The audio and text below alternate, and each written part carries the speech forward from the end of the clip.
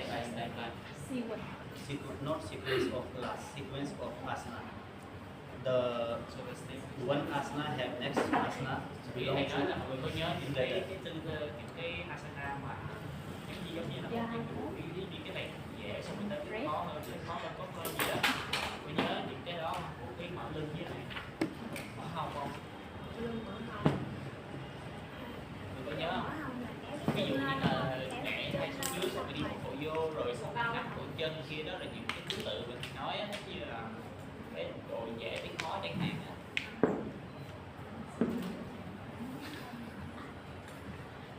Rồi kiểu vậy nhớ không? Nhớ thì lên làm mẫu chỗ lẹ. Bánh xe không phải nó là về những động tác về ngã lưng gì mà không. I already discussion with you the two kind of asana. Each asana have each other connection in back bend also, in hip opening also. So they have purpose to adjustment with every single asana. Asana adjustment not for only push, not for only adjust. Every single adjustment have target to achieve next asana. Thì nói cái mục đích của mình quá được học rồi thì cái việc mà chỉnh sửa nó không phải chỉ đơn giản là đẩy và làm như thói quen, mà còn nhận hiểu được ý nghĩa của những cái việc chỉnh sửa nó sẽ làm cho mình đi tới động tác tiếp theo chứ. Đó, thì mọi người đã được học rồi đó. Giống như là mình khi bạn làm ngã lưng tay chạm đất rồi đi kêu tay đi bộ vô, thấy người ta làm được rồi thì người ta làm cổ chân chẳng hạn, xong rồi hạ chỏ gì đó, là những cái mà mục đích của việc chỉnh sửa là làm cho người ta đi được nhiều asana hơn. You remember? Nhớ không? Nhớ.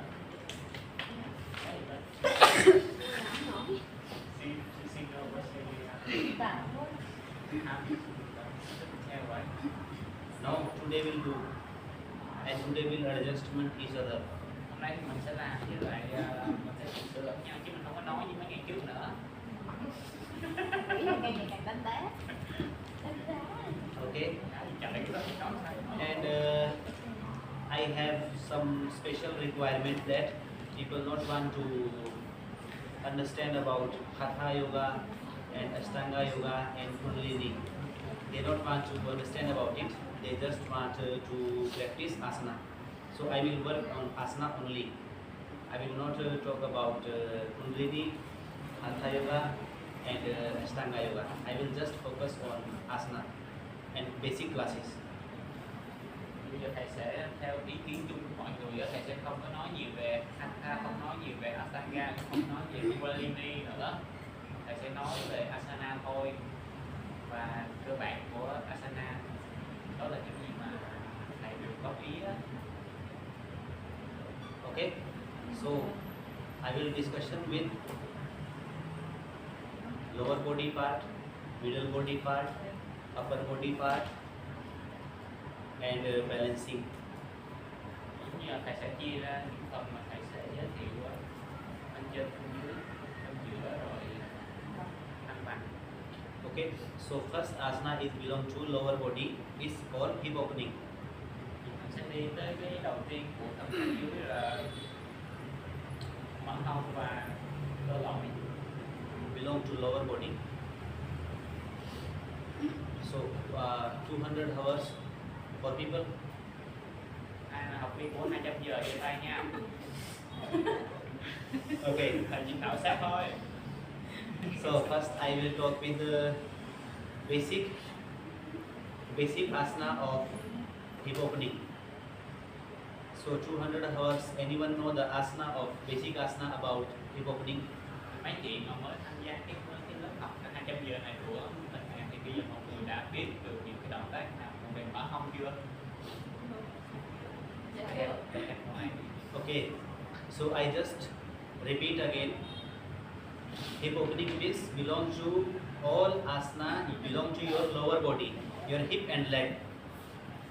So we will do in that class all activity belong to stretch your muscle, activate your joints and perform some asana with that. And purpose of stretching and activating joints is to achieve some asana and achieve with that strength and flexibility in your leg and hip.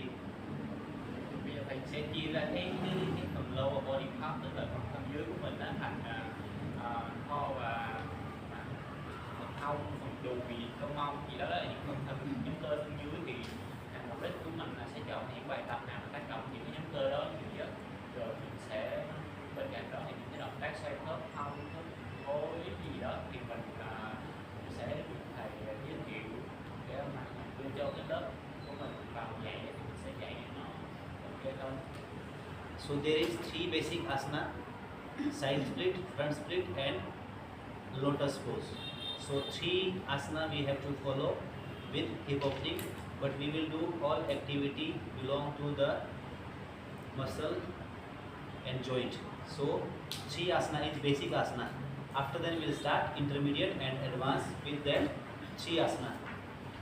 Bây giờ thì mình sẽ vô những cái asana là cơ bản đó. Mình sẽ bắt đầu từ cái ép ngang, ép dọc và ngồi ma sen. Thì đây là ba cái tư thế mà cơ bản nhất cho những người mới á. Thì mọi người tập những động tác này thì mình vừa kéo giãn cơ bắp, còn những cái khớp của mình nó linh hoạt hơn, chẳng hạn như là mình sẽ ma sen thì nó sẽ giúp cho cơ bắp mình nó linh hoạt hơn. Những người nâng cao hoặc là trung cấp sẽ tập sẽ khác một xíu so với những người mới này. Thì đây là ba động tác mà người mới sẽ tập cho cái buổi thân dưới. Okay, so try to remember that 3 asana is basic asana, and in this class we will do all activity belong to activate your muscle and joint for prepare yourself 3 asana. Thì việc mà mình tập những cái bài đó nó giúp cho mình phải tập nó và giúp cho mình có cái sự chuẩn bị tốt cho cái buổi thân dưới của mình. Okay, and before start asana chapter you have to know asana. What is asana? Trước khi mà mình đi sâu hơn thì mọi người phải hỏi mọi người asana là cái gì? So you ask 200 hour, right? I'm asking them because they are also practitioner. Mọi What người is asana? mọi người khuyên 200 giờ mới, cho nên thầy hỏi lại mọi người có biết asana là gì không? Pose. Okay. What is asana? Biết gì? Mọi chị biết cái gì chị nói. Same she know pose. Thì bây giờ giống như chị không biết là pose là tư thế đó, thì chị biết asana là gì, chị nói là cái gì đó. Okay.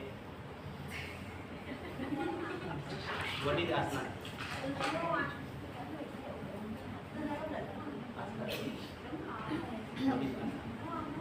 Thì nói gì thì nói lại với em. Thì tư thế đúng rồi, đã nói rồi. Là pose là tư thế rồi. Okay. Tức là thầy đang chấm vẽ cái từ asana trong tiếng Phạn nghĩa là cái gì? Okay. Giống như chị thấy những cái tên asana tiếng Phạn nó hay kết thúc bằng từ asana đó, thì ý là thầy nói cái từ asana này thì cắt nghĩa ra nó là cái gì? Okay, so it's your first lesson today. When you start to enter in yoga, so in yoga, fourth part of yoga, Ashtanga yoga is asana. Asana is sthiram, sukham, asanam. Stable and comfortable is asana. So you have to remember this. Thì nói cái định nghĩa của asana là cái từ tiếng Phạn là freedom asanam, đó là cái từ đó giống như gọi là ổn định và thoải mái gì đó.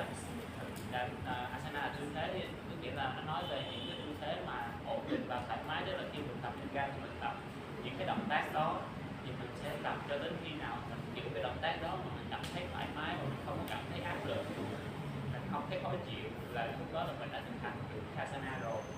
Thì trong hatha yoga nó đều có những cái asana riêng, thì mọi người phải thực hành được những cái asana này thì mọi người sẽ tập được cái nhánh asana trong cái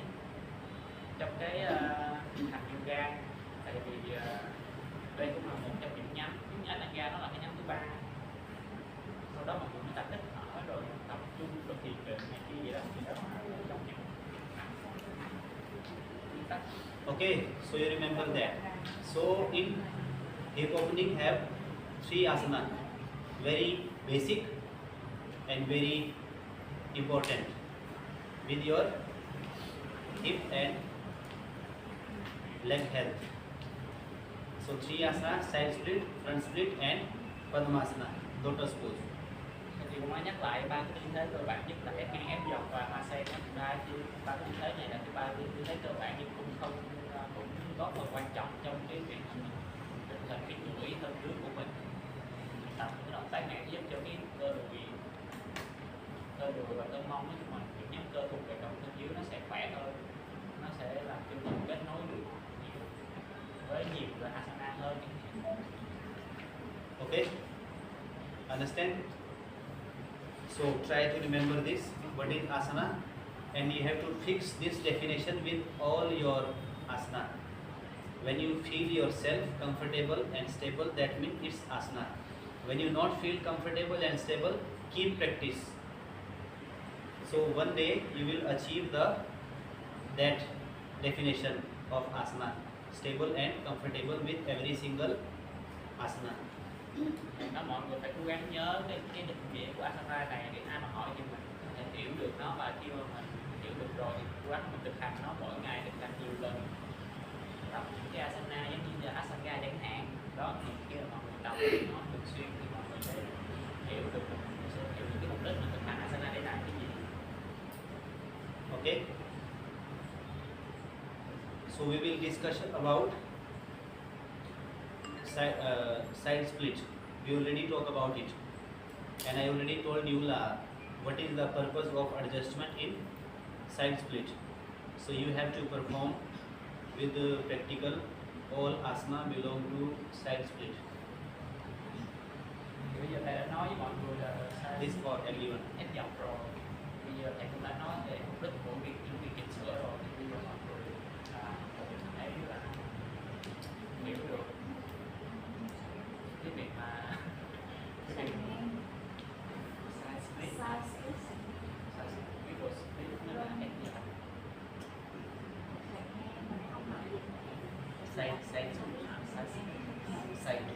Side mean là video split, It's front split. side split split là ép dọc. So It's front split. Front. It's side. Okay, middle split for understanding So you. my option is side split for me video split is video split. Okay, middle split. Nghĩ là tại vì hay xài như vậy nhưng mà ok tức là không đồng ý. Okay, so hip opening teacher. Là giáo viên của dạy cái này. No, I'm not asking about class. Remember that what I share with you sequence for basic class. You have to perform it by yourself. That sequence will help you to improve your hip opening class. More easy way without injury. Thầy nói mọi người phải hiểu được những cái chữ đó, thì để cho khi mà mình dạy á, người khác á, mình không có làm cái bị chấn thương. So what I share with you, that is my practical. And I see many people without injury, without pain, they improve their flexibility and strength in their hip opening, in their lower body area. Cái chỗ đó là cái mà thầy hay thực hiện, thì thấy những người mà dạy cái đó thì họ sẽ không bị chấn thương, mà họ tập, họ tiến bộ nhanh hơn, họ bước hơn, họ tốt hơn. And that sequence for beginner. Đó chỉ là những cái buổi dành thôi. Okay. So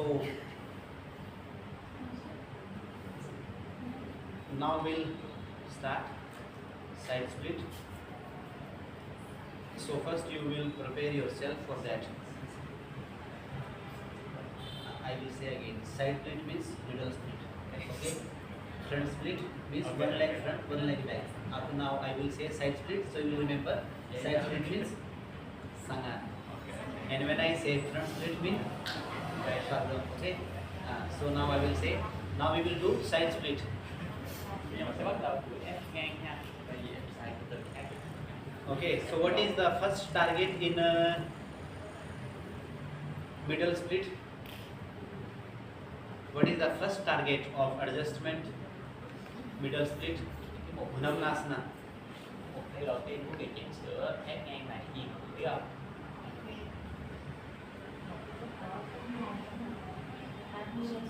Ép ngang, ok nó sạch ngang cho một người tiếp nha. Ép ngang, sạch ngang. Xoạc ngang đi. Xoạc ngang đi. Ok. Ngang xoạc. Okay, you will say. Ok. 69 đi. Okay, so our first target is make your leg one line. Mục tiêu đầu tiên là mình làm cho hai bên thẳng hàng với nhau. Okay, and who cannot do one line? So we will adjustment for make their leg one line. Is our purpose with adjustment. It's not only with beginner class. You already have sequence about push, stretch, hamstring, hip open, hip joint open. You already have this in beginner class. I share with you one sequence of hip opening. Như đây đó, hướng dẫn cho những người mà học 300 giờ nè, sẽ cái việc mà mục đích của việc mà chỉnh sửa trong cái ép ngang của trong cái sạch ngang của mình đó, thì do để cho cái chân của mình nó thẳng hàng với nhau hơn, rồi nó sẽ làm cho tóc thông việc đi mình được mở ra những nơi như này. Okay, so first we will discussion about only open your leg, middle split. Mình sẽ chỉ nói về cái việc mà mở khớp háng thôi. So you have some adjustment with that. So now we'll make two people group and we'll practical with first.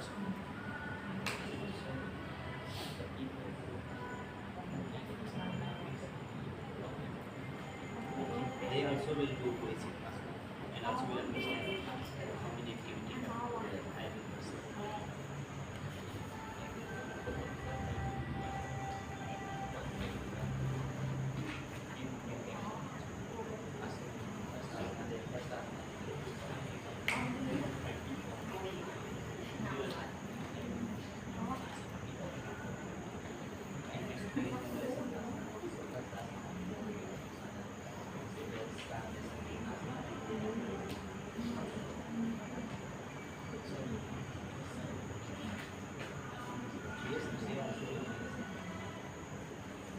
Thì bây giờ thầy sẽ nói cho mọi người 200 giờ những cái cơ bản của cái soạt ngang.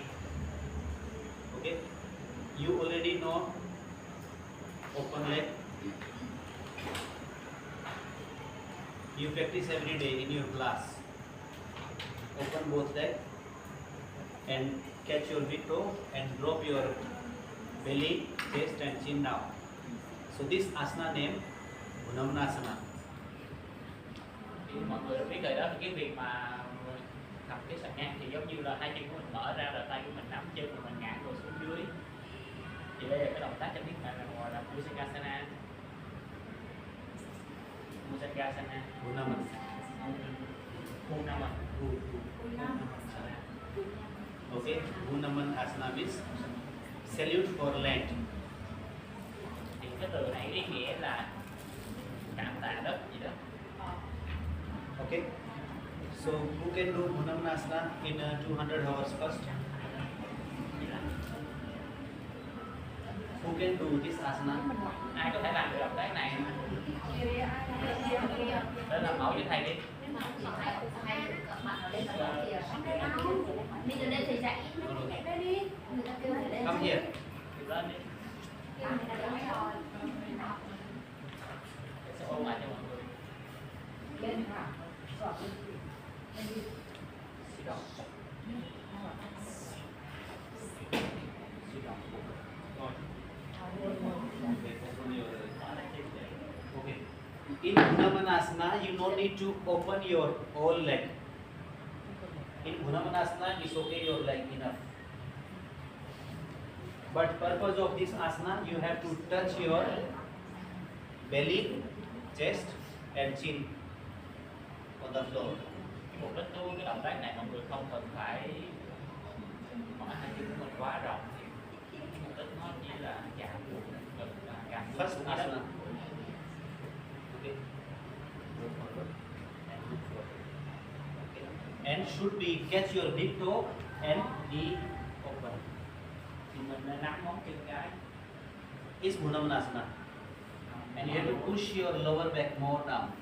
Quá mình đẩy cái phần lưng dưới của mình xuống nhiều hơn nữa. Okay, and catch your big toe. Nắm móng chân cái. Is for Bhunavanasana. Để có ý nghĩa của cái đôi động tác này. Okay, in here you no need to open your pelvic. In here should be your hamstring more flexible, Động tác này mình nên chú ý ở từ sau nhiều hơn là cái phần thân. and your lower back should flexible more. Cái lưng dưới mình không kém nhẹ. Okay, come here. Okay, so now who cannot do this asana? So first task in teaching we have that asana means sthiram sukham asanam, stable and comfortable is asana. She is stable and she is comfortable with this asana, so that means she doing asana. But some people not stable, not comfortable with this asana, so what you will do with them? So that is our work, that is teacher duty. Teacher will give them some activities to do, achieve this asana. Cái ý của thầy nói là những người nào mà đã không làm động tác này dễ dàng giống như chị nhé, thì cái nghĩa vụ của mình là mình phải hướng dẫn cho học viên của mình làm được cái động tác này dễ dàng hơn. Tại vì cái định nghĩa của asana là ổn định và thoải mái, mà nếu mà những người nào mà không thoải mái mà ổn định trong tư thế này thì mình nên hướng đến họ làm cái dễ hơn.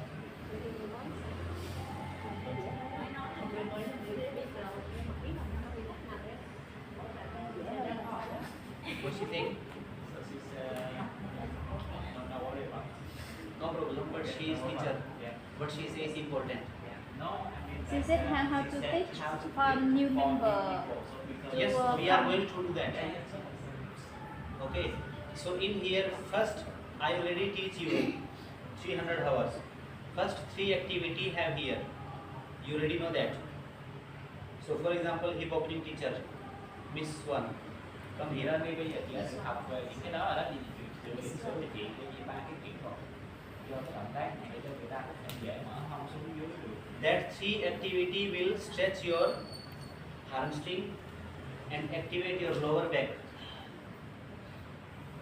Động tác này nó sẽ kéo giãn cơ đùi sau và kích hoạt được cái phần lưng dưới. Especially with 200 hours, they should understand about one asana, Bhunavanasana, and what we need to do, basic 3 activity to improve your flexibility in this asana. And after then, we will come to intermediate practice with 300 hours. And in 300 hours, who not understand these 3 activity, who not remember these 3 activity, who cannot do Bhunavanasana, they carefully complete your Bhunavanasana and make yourself master with that. Thì giống như những người mới thì họ cũng sẽ được học một cách xử lý, những người mới như nhanh nhanh rồi thì mình sẽ được học cách xử lý, còn những người nào mà là đúng cách mà trong việc thì làm cho người trước khi vô cái cho nên là động tác trước khi vô động tác này hỗ trợ thì hỗ trợ cho bài tập hỗ trợ. Okay, see here. Xoay người qua bên phải, kéo dài lên, đặt người về chân phải, cố gắng mình làm. Này là làm không là trên lưng. Okay, it's okay. She is flexible, so not much work with her. so She is flexible, so with her no need much work, but it's okay. Try to. Đúng cho cái No, người no, mới she- nên she thì also mới can thấy do. được, còn người cũ nên đâu thấy được. She also can do jump come. ai mà không Chăm chăm thì Chăm lên chăm. so she Đây, đây, đây. Quỳnh lên Quỳnh tới lên đi á. Trong ngực ạ. Không phải Trâm đang bị đau lưng. Chị em lên giùm đi, em lên giùm đi. Trâm hồi nãy ấy bị đau lưng rồi. Thầy không phải đánh người quá, thầy đánh độc đâu có nghĩa là thầy sáng tạo đó. Thì những người nó giỏi rất không bị dạy đời rồi. Vào vươn hai tay lên thẳng lưng, thẳng thôi chứ mình không có bận người, mình chỉ mở được mình kéo lại còn xong thì nó căng. Xoay người qua bên phải, giữ nguyên cái lưng thẳng của mình, từ từ đặt xuống tay chạm trên lòng đất. Cái động tác này mình không cần biết cái vai của mình phải xuống mà là chủ yếu là cái phần lưng dưới của mình xuống. Cái đầu mình không cần tập xuống như vậy đâu, mình chủ yếu là cho cái cằm của mình ủng ngược ra và cho xuống cái phần này. Hít vào, vươn hai tay lên.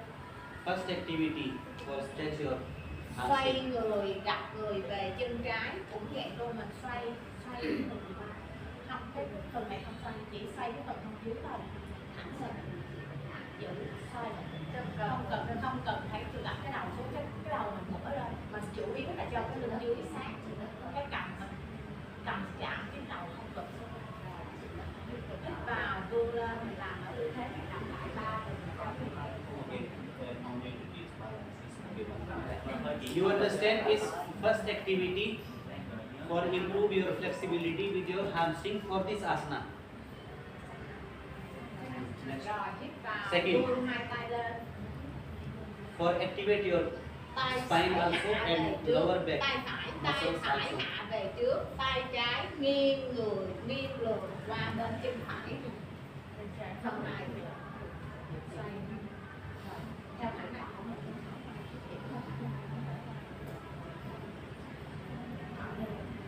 Rồi hít vào, vươn hai tay lên. Tay trái vươn hai tay lên, tay trái hạ trước mặt, nghiêng lườn sang bên trái, nếu được tay mình nắm chân trái, giữ. Này luôn rồi, này mở luôn She need intermediate practice. rồi hít vào, vươn hai tay lên, rồi hạ tay xuống, đó là hai động tác để giữ người Okay, giỏi. is 2 seconds. Now last one will center. Rồi hít vào, vươn hai tay lên. Không thì mình cứ từ từ hít vào, vươn hai tay lên, giữ nguyên cái đốt sống lưng của mình, kéo giãn đốt sống lưng, từ từ hạ người về trước. Đúng rồi đó, có nghĩa là mình khi mình úp xuống cái lưng phần bụng dưới là đúng rồi đó. Thì mình không chắc chắn phải đau, ai cũng đau luôn. Không ai cũng đau, từ từ lại mình hạ theo cái chân lại, hít vào cái chân lại Cái rồi. này nói là rất nó không phải là nhỏ chân rộng, nếu có thể Để mình mở cho cái vừa thoải mái của mình lên cái chỗ. Rồi mình đưa lên nè, rồi từ từ đặt người xuống, hạ từ từ xuống, từ từ xuống đây. Bạn này mở rồi, sát luôn rồi nè. Nhưng mà cũng đau, cái chỗ không đau, ai cũng đau hết. Ai cũng đau, người nào đau, thầy cũng đau mà thầy nói. Bạn này mới nè. Rồi, hai tay mình nắm ngón chân trái, hai tay nắm ngón chân trái, đúng rồi. Đây mở sáng vào lưng của em. 1, 2, 3, 4, 5. Rồi hít vào, rồi trở về tư thế thoải mái. Okay. Ai cũng đau á. Nhiều chuyện luôn đi bạn. Hết mặt hết đau. Nó phải có một thời Hết gian. mặt hết đau phải rồi lo. đuôi phải chạy Bây giờ mình phải chân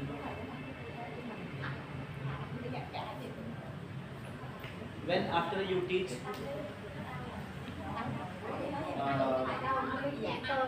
middle split, after then should do this. Always make good feeling. những người đang tập cái mở lên vừa tập cái sàn ngang này xong thì nó làm cái ấy để cho cân bằng lại. So you give continue here. Sit down. Okay, she also flexible. She also flexible. Who? Okay, you come. Okay, see her. So for example, first you have to see the basic problem with beginner. Thì mọi người nên xem người mới mà sẽ có những cái mà họ chưa làm được, mình xem cái lỗi sai. Okay. Những cái vấn đề của họ. In here, everyone is practitioner, so they can do easily all activity. So with them, not is much challenging. But someone who is very new, first day, first week, this asana is very challengeable with them. They feel challenged too much with this. So teacher duty, what is teacher duty? Teacher have to give them some basic activity to improve their flexibility. Because first task of this asana is flexible hamstring first. So first you have to stretch their hamstring and their lower back. Cái môn lớp bộ động tác này thì kéo giãn từ sau với lại phần thân dưới á, lưng dưới á.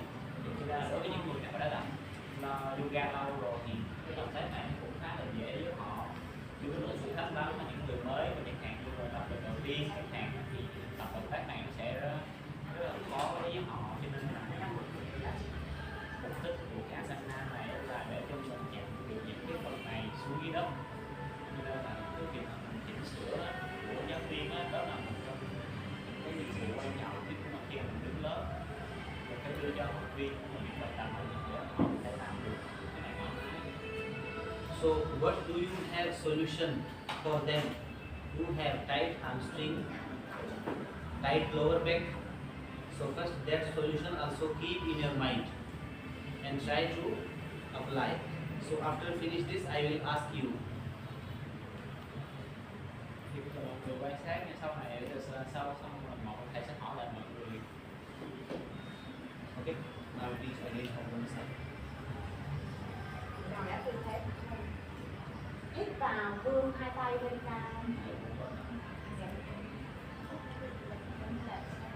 Xoay người về bên phải, gập người, từ từ gập người chân mình. Khi mà gập người mình cố gắng cho cái hông, cái đầu mình không tự đặt xuống đâu, mà chủ yếu của mình là kéo dài đốt sống lưng và ở cái phần lưng dưới của mình. Cho nên rằng là sự chiếu kéo dài ở phần này. Okay, she also flexible. Okay. Thì chị này cũng là đã. But it's okay. I will start from here. Giờ thì nhìn có người Hít vào, vươn hai tay lên cao. ai cũng trong Thở ra, xoay Trong người phần về bên trái. trong là Oli đâu thành là người đặc biệt nghe là người Cái này vui hay là buồn? chắc là buồn quá. Trâm, cái này là gặp người mà trả lưng lại đâu đau đâu. Hồi sáng này em mới kêu chị căng. Okay, so see here. Nó lụ tới đây. First problem of this asana that always you need not straight like this. They have problem tight like this. Okay. Vấn đề đầu tiên của những người mới là họ ngồi không bao giờ nặng được, thế đó họ lúc nào cũng chỉ nhấc cái gối lên. Okay, and back will like this. Lưng của họ lúc nào cũng cong, không có thẳng được. Okay. If they want knee straight, so their back will go more back. Tại vì cái sau này Okay. They will do like this, so they can keep straight leg. If they want back straight, so their knee will bend automatic. cho nên là những người nào mà mới á, họ sẽ khó để mà đạt được một trong hai cái này á. Nếu mà muốn là người sau của mình chạm xuống đất thì bắt buộc lưng của họ phải cong, phải đẩy về phía sau nhiều hơn. Nếu mà muốn mà cái lưng họ thẳng á, thì bắt buộc chân của họ lại phải co lên nhiều hơn. Okay. So there is, what is the reason? Đó là lý do tại đâu là lý do? What is the reason? Lý do là gì? Lý do đâu cái gì mà bị như vậy đây? Vì cơ có cái mở, chưa mở. And back. Cái lưng cũng chưa có, lưng chưa thở, chưa thở được. Okay. So teacher have to give solution for beginner. First solution. So according to your experience, she should follow how many techniques that she will improve her flexibility in her leg without too much pain or without any injury, and her back also flexible. She can improve. Theo mọi người, theo kinh nghiệm của mọi người á, thì chị bạn nên tập được bao nhiêu, biết là tập theo bao nhiêu động tác thì có thể làm được cái động tác này một cách thoải mái và không bị cong lưng, cong chân nhiều. bao nhiêu động tác để mà đạt được cái động tác này. Okay, so I will ask you, what is your name? Me? Your Pink. Pink? Pink. Okay, you tell me first, what do you have solution for her? Like she have very tight hamstring, very tight back muscle. So what she should do? Để hỏi chị Vinh là cái cách chị nên tập cái gì để mà cải thiện cái vấn đề đó.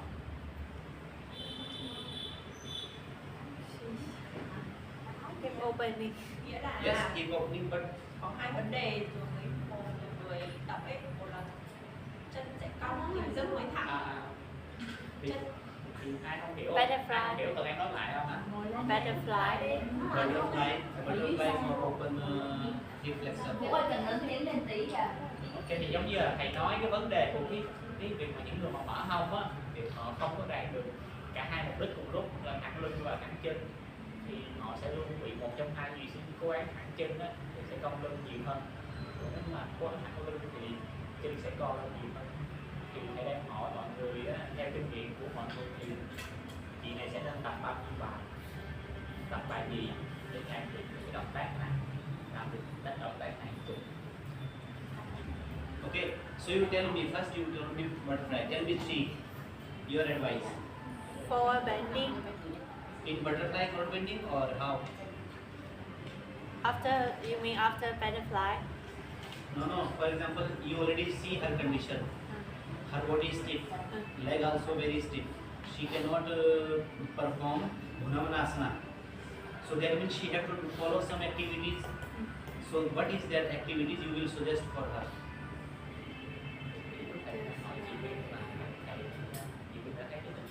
For stretch her hamstring, for make her lower back flexible. Understand? I don't know the name. Okay, you can show. You can come here and show her. It's okay, no problem. This for, you understand, this for very beginner, and remember that when you will face the very beginner people very stiff, so you have to apply some techniques.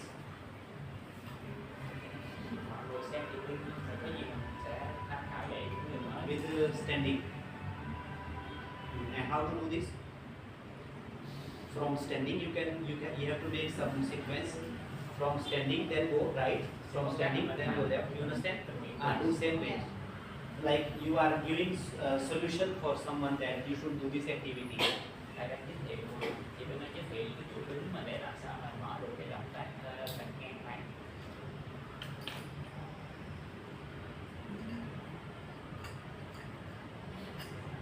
Okay. Đây là một. Same both side.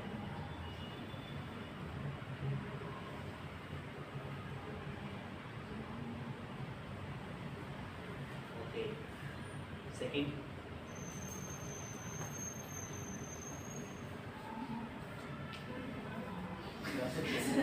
You are something, okay? Third. Okay. Second activity, okay? Đây là chuỗi thứ hai, cái động tác thứ hai. One more. Cái một cái của mình nữa. Okay, think. No, she have to think her mind. 1, 2, 3. One butterfly, second side, okay, third one. Okay, so she have three solution for the beginner person. Okay. What about okay? You can go down. What about you? For her, like she have very tight. She cannot straight leg also here. Thì mình nói là người mở họ không ai chân giống chị She đâu. cannot do like this because she have tight. Thì là không có khi không được sao Okay, so do same basic. Mình không chân đúng rồi, mình không có cẩn thận, mình cao xuống chỉ là làm động tác khác đi, đừng có thẳng chân chị. nhưng mà cái đó mới là cơ bản thôi, còn Bây giờ lại thôi để cái như vậy này mà giả cái này thì còn không thì gặp còn đúng. Okay. Một. But she will perform how this. She cannot perform like this directly. So you have to tell her that Bây giờ chị đó cũng this không is làm cái này asana. mà. Okay, remember this. What she doing? Wait.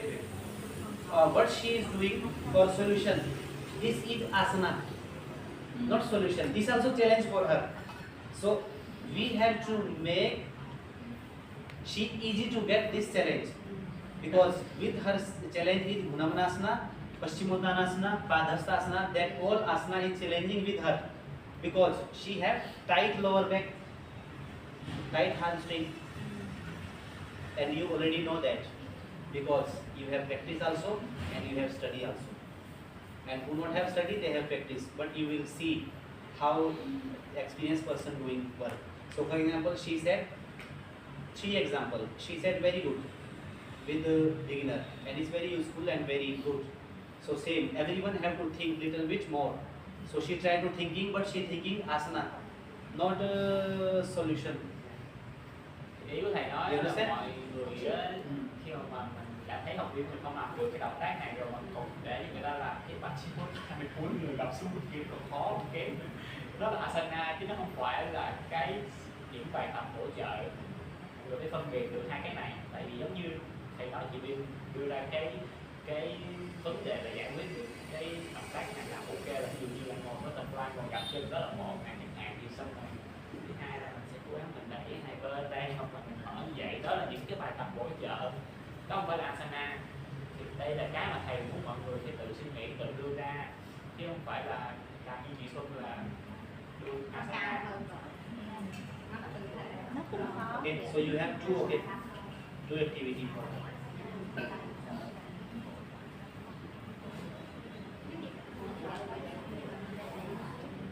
Thì ví dụ như là chị thể chân chẳng hạn, chân con chân ngắn, ví dụ vậy.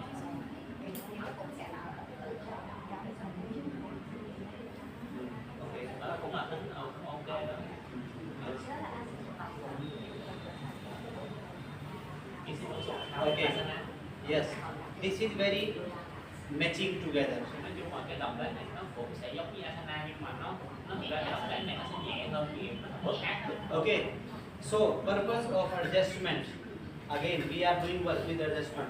Purpose of adjustment that one asana will help to achieve intermediate asana. Intermediate asana will help to achieve advanced asana.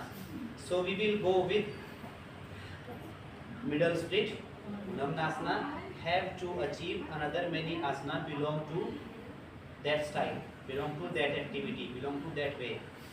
So if we understand how asana crossing each other, how asana help each other, so with teacher is more easy. Thì cái này nó dựa vào kinh nghiệm của mọi người. Ví dụ như những động tác này nó sẽ giúp cho những động tác trung cấp, và những động tác trung cấp tập cũng sẽ giúp cho những động tác nâng cao. Thì cái việc mà mọi người biết được cái đó thì mọi người sẽ dạy rất là dễ. Okay. So for example, this asana, you can go to leg straight. See here, you also front side. Okay. This asana in when I teach you beginner hatha yoga for beginner, you remember? Nhớ Hatha yoga for beginner. để dạy cái chỗ này cho người mới á. Ba chân chân. Nhớ. Okay. So this activity they can see it easily with straight leg. And purpose of doing this asana, bend one leg, because beginner cannot do both legs straight. Beginner cannot do Paschimottanasana directly, so they will achieve first one leg, then one leg they can do good, then Paschimottanasana. Bởi vì người mới không thể nào thẳng hai chân mà gập xuống được, cho nên mình phải làm từ chân trước khi mà mình bẻ hai chân. Okay, so first you will practical all belong to harvesting step with one leg. Mình kéo giãn một chân trước, một cái nghĩa là mình phải lên kéo giãn Stretch cái one này side chân of one mình leg. lên trước. So for that you can use all activity belong to one leg stretch. Thì khi mà mình làm như vậy thì mình mới có thể tận dụng được hết tất cả những cái khả năng mà mình có thể giãn được ở cái chân đó, sau đó mình đợi lên thì nó sẽ dễ hơn so với việc tập trung cả hai chân cùng lúc. Okay, when she is sitting like this, so she can not lock her knee easily. So we have to repeat it from standing, and from standing you will take the support. Beginner always will take support. Without support, we cannot do samasthiti also. When we do in our life samasthiti, we also take support from wall, from bed, from any another instrument. So you have support, how many supports? Wall, chair, bench, block, wheel, all you will use in this stretching about hamstring.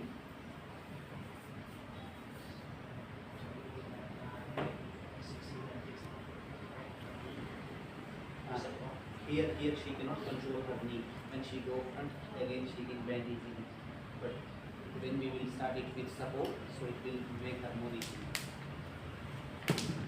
Thì thầy nói là nếu mà những người nào mà có như thế này mà gặp những cái trước thì mình giả sử những cái đau có thì cũng có thể coi nhưng mà xíu dễ thôi.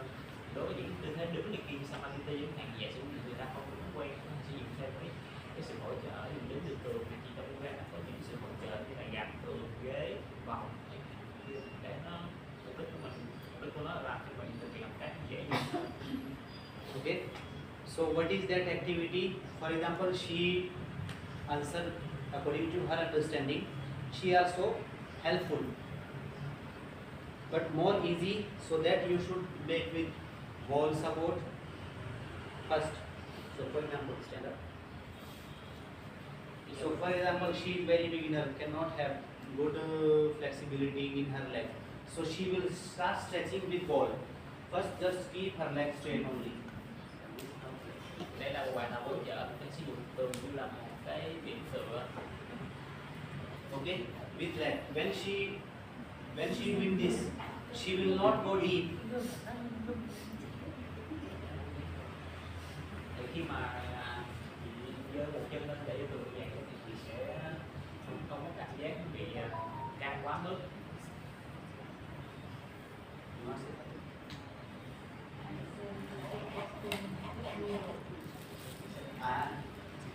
Okay, so first just stand. When she stand, it start to make her stretch.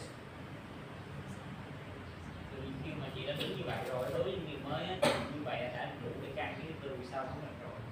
Okay, then in here have same activity when you're doing in Gunamanasana. Relax. When you're doing in Gunamanasana, right and left same.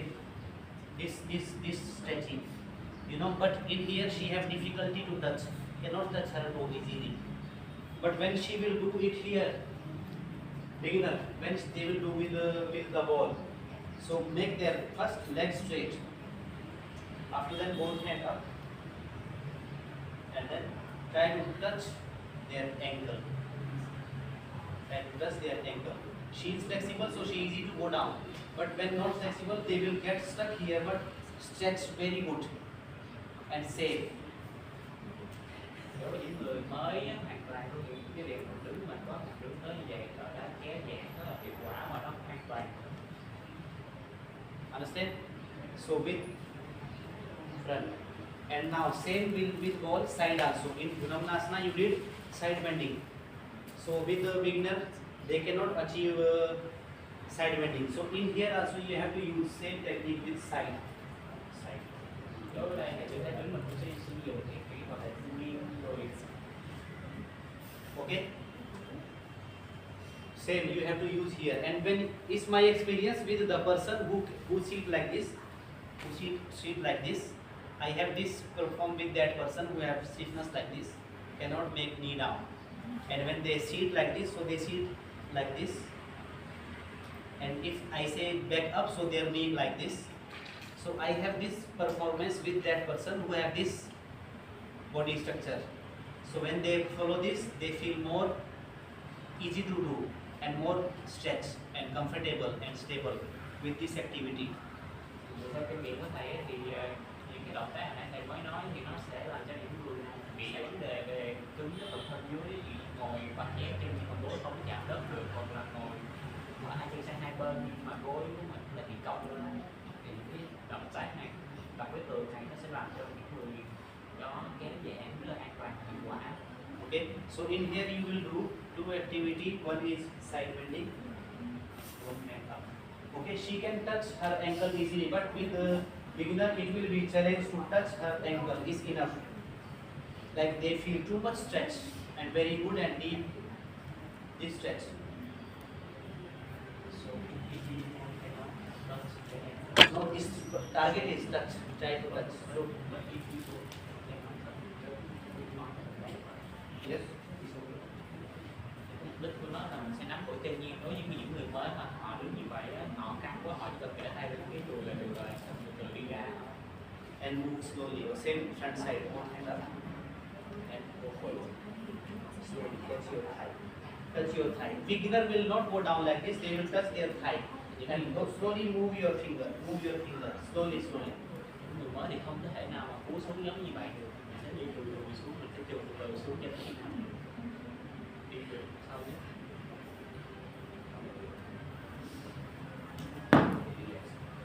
Okay, so this activity is very beginner, very new, very fresh person, and if they repeat this activity nearly 3 weeks, after 3 weeks they will improve their flexibility very good. Nó lên tiếng giọng, biết là sau này yêu cầu là có cái gì có thể âm thanh to hơn một tí. Giọng chị Hương lớn vậy hả? Chị Hương nói ở trên đó, ở dưới đó mình lên kia rõ. Ở trên đó nó dưới đây thì nó chịu Chịu ơi, Vũ là Vũ từ bữa giờ là Vũ cái hết rồi, max rồi. Max bên lưng đoạn của em giảm hết rõ rồi. Thầy nói là cái động tác Đó. thì Qua đây cái động tác này là rất là cơ bản dành cho những người mà rất là mới luôn á. Cho nên là khi mà tập những cái động tác này thì cỡ tầm 3 tuần sau là mọi người sẽ cảm thấy cái sự thay đổi rất là nhiều, đến từ cơ gân theo nè, cơ đùi sau nè. 3 tuần là mọi người sẽ ok á, nếu mà mọi người tập mỗi ngày nha. Okay. And second problem with the back stiffness. First problem is hamstring. Second problem is back stiffness. Okay, including your hip and back. It's like together. It's not only back. So in there you have to do some basic activity to activate their back. So have any solution for them? Zoom, can you tell for a beginner person, they have very stiff back, like this, cannot go more than this. So what you can use with them? Thầy nói thì thầy đã xong những cái động tác mình về cái phần thân dưới rồi đó. Bây giờ sẽ chuyển qua cái phần về lưng dưới này. Bây giờ chị Dương có những cái bài tập nào để cho cái phần lưng dưới của mình nó linh hoạt hơn không? And also make it also that. Thì mình cũng làm cho cái phần cơ hông của mình nó được linh hoạt hơn, cũng được cái dạng Ngồi hay lên standing và sitting. Is Tùy chị. thì có mặt lên trước, hai tay lên rồi thẳng cái thẳng lên trước. okay. I have this experience with that same person. I am telling you. When he go forward, he go only here, cannot go more than this. And if I try to push him, I am sharing you my experience with the tight person. If I try to push them, it's like make tight, and if I push more, maybe his spine will break. Tight like this. You understand? Theo kinh nghiệm của thầy ấy, thì những người nào mà thực hiện động tác này mà cứng quá thì khi mình đẩy họ, mình dễ làm cho họ bị gãy xương. Tại vì giống như hai lực đối khác nhau, nó rất dễ làm cho mình gãy xương. Cho nên là khi mà mọi người đẩy xuống mình thì mọi người nên cho học viên thở ra là vậy.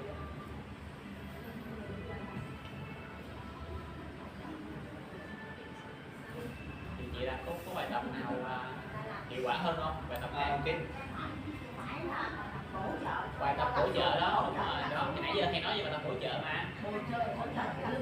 Hỗ trợ cho phần lưng dưới. Bây giờ hồi nãy là những bài tập hỗ trợ để duy cơ đùi sau, hay đứng giữa tường gập, rồi là gập ngang, gập dọc. Đó, thì bây giờ là sẽ đi luôn những cái bài tập mà thiên về phần lưng dưới nhiều hơn, kéo giãn phần lưng dưới nhiều hơn nữa.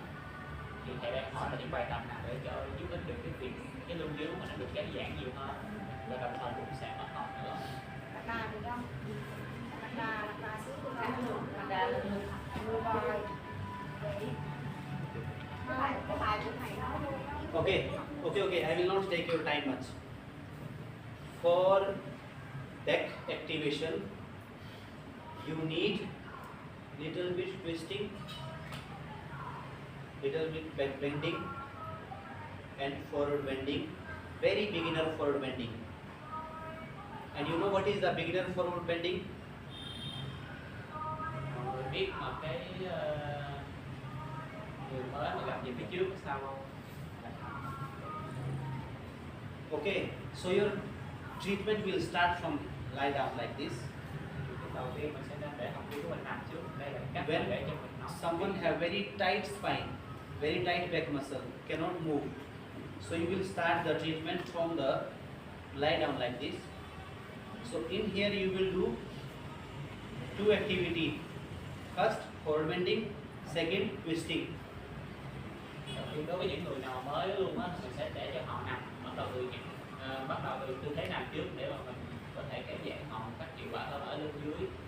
Đó thì đầu tiên là sẽ những bài tập thiên về cầm về phía trước và mặt xoắn. Okay. So first activity will one knee catch. Catch your one knee. Okay. So when you doing this, so it's easy to touch your belly with your thigh, and it's activate your lower back and make it flexible and help to forward bending. So it's day by day will improve. Bài tập hỗ trợ đầu tiên thì mọi người dễ làm nhất là bằng cách nằm xuống, nó ôm gối sát và cũng làm cái gì động tác này nó sẽ kéo giãn cơ lưng của mọi người rất là nhiều. Same another leg.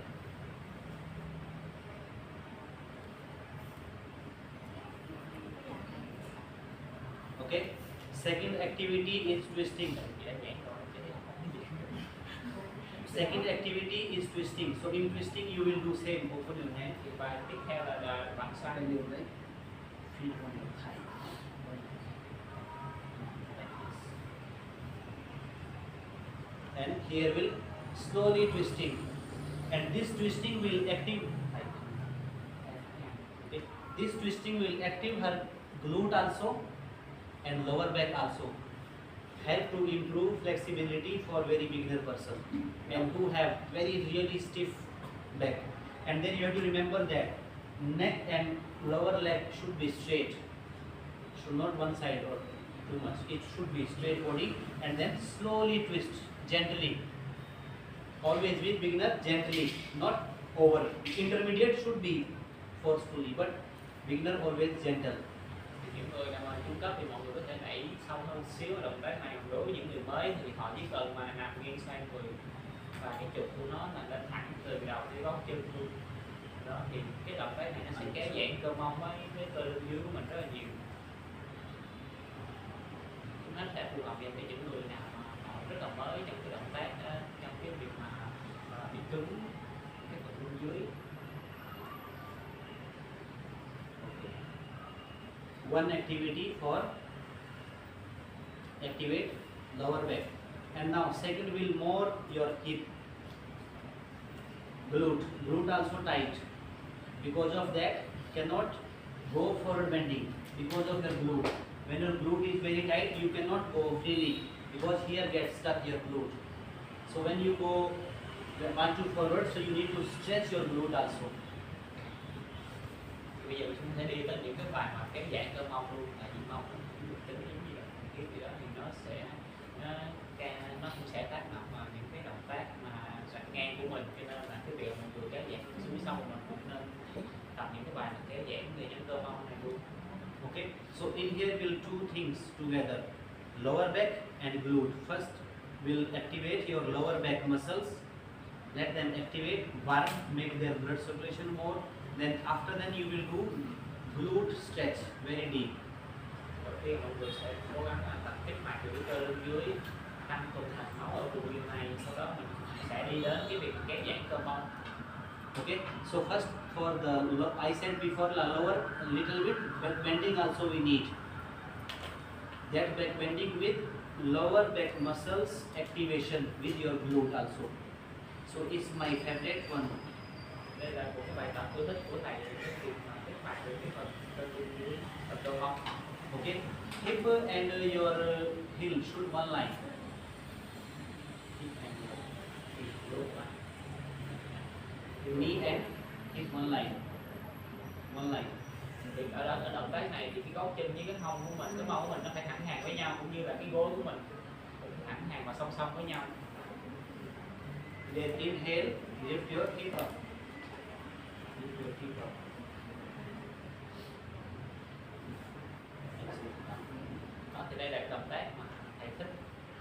viên của mình nhé. Inhale, lift up, exhale down. So in here you can do both inhale also and exhale also, it's up to you. But if you do exhale, you will connect more. When lift up, you can do both inhale also, exhale also. It's up to your experience. I can do both because it's my experience. So when you will teach, when you will do by yourself, you will see which one making more activate your glute.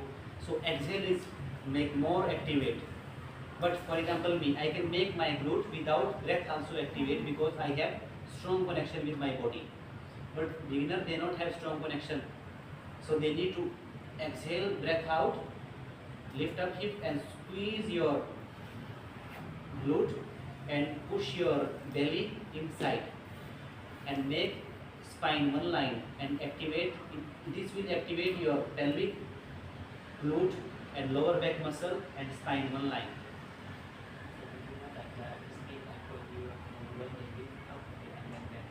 Exhale. Yes, both full glute and core. Thì giống như thầy nói thì cái việc mà hít thở cái động tác này thì nó cũng không có quá là quan trọng. Nó thì giống như những người nào mà họ tập lâu rồi họ có thể hít thở theo cái cảm nhận của họ. Nhưng mà đối với những người mới có thể là mình có thể là để họ khi mà nâng lên thở ra thì đồng thời phải siết cơ mông và siết cơ bụng lại đó để cho họ kích hoạt được cơ bắp được nhiều hơn. Okay, so have to perform again. Inhale, normal, in down, inhale, Hít rồi and exhale, lift up slowly. thì thở ra từ từ nâng lên. Okay, now squeeze your glute Bây giờ siết cái mông and lại. push your core in and feel it more tight. Siết cái rốn. Yes, feel your glute more tight. Để cảm nhận cơ mông được siết nhiều hơn. Thì thở ra hạ xuống. Okay, are you understanding? Vậy mọi người đã hiểu không? Có ai không hiểu không? Okay, so this one will activate your glute and your lower back muscle and also core. And now in here, after this exercise, you will stretch the glute. So for that, you will let your one leg on your knee and catch your. For example, Cái động tác hồi nãy nó đã kích hoạt được cơ lưng, cơ mông và cơ lõi. Thì bây giờ thầy chuyển qua động tác tiếp theo là kéo giãn cơ mông. Thì đây là động tác để mà mình có thể kéo giãn được cơ mông của mình từ tư thế nằm này. this is best exercise for stretch glute.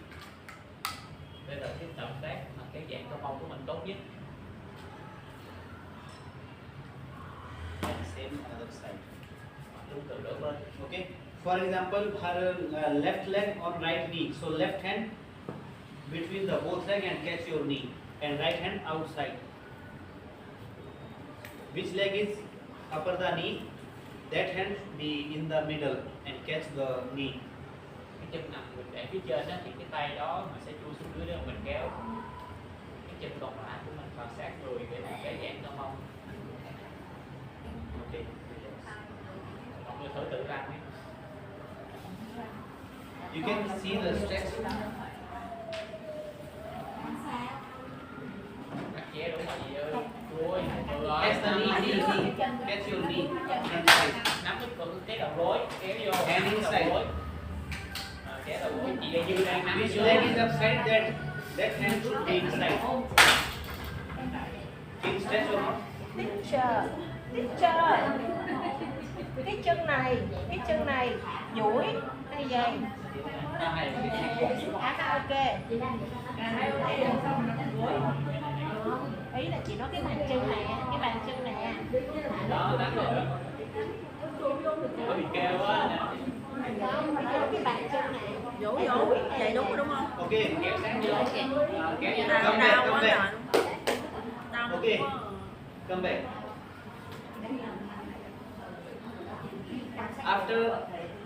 After do these activities, is all going to near the one asana. All activities for one asana is namanasana. Khi mà mọi người làm được những cách vừa rồi á, thì cũng đã gần làm được cái ăn You can say asana. You can say that. Okay. After do these activities, you will come back again to stretch hamstring with this activity. So in here teacher and this you can do more with PT, one training. With group maybe you cannot do, but in one is very useful. Mấy bài tập này trong những cái lớp mà tập một nó ok hơn so với lớp cộng đồng. Cộng đồng cũng khó để nói là như vậy.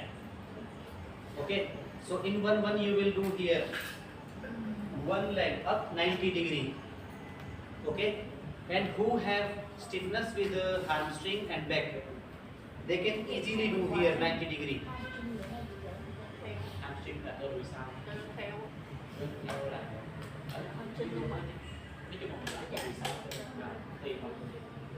Okay, so in here you will not push over according to the comfortable and stability, according to that. So for example, she, okay, you tell me when you feel start overstretch. Đối với những người mới mình chỉ cần để chỉnh độ thôi, còn đối với những người nào mà ok hơn mình có đẩy cái tay nha. She feeling in here, she feels start stretch too much. Ví dụ như tại vì chị này đã có tập luyện rồi cho nên là đã thường ngưỡng 90 độ rồi cho nên mình mới đẩy như tới đây là chị đã cao rồi nè. Hip should one line, knee should straight, and after that you will use your hand to push her, push your PT, push your student toe down more, and it will increase stretch more. Khi mà mình đã đẩy xong cái chân của họ rồi á thì mình sẽ chỉ mà đẩy cái phần This, bàn chân của họ hướng xuống người của họ thì lúc đó nó sẽ kéo căng nhiều hơn, cho nên là không cần phải nhất thiết là phải đẩy cái chân của họ lên quá cao. okay, then you come back again, same activity with bend leg for relax also and for lower back also. Sau khi mình làm cái đó xong mình cũng thể là con chân đẩy cho họ để mà kéo giãn cái vùng dưới. And here again you will do twisting. Same repeat. Chả lưng vậy đó. What we start first. So in here you can push little bit more because in this time her body is proper warm up. Bây giờ chị này cũng đã tương đối mà. And after that come back and let the knee push for hip joint and hip flexor. Thì tiếp theo mình sẽ sử dụng động tác này để mình kéo giãn được cái hông của mình cũng như là cái Which muscle help to hip flexor? là cơ lập hông. Hip flexor đó là nghe là cơ lập hông. Okay.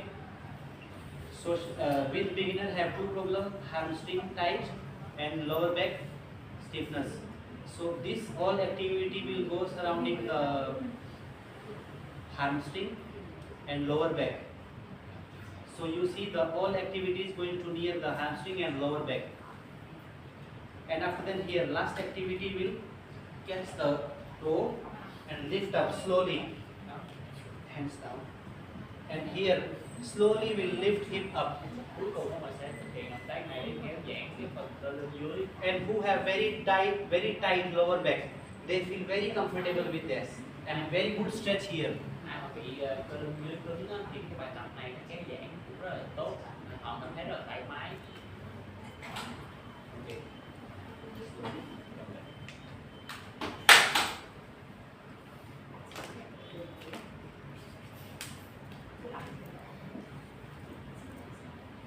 Okay, so this is for one asana. What asana? Machanasana. Thì đây mình nãy giờ mình làm tất cả những cái động tác kia chủ yếu là chỉ để làm cái động tác là sàn ngang thôi. But when you want to learn adjustment for one asana, you have to learn these all activities because in that asana will useful that all activities. When you do like this, so it's called adjustment.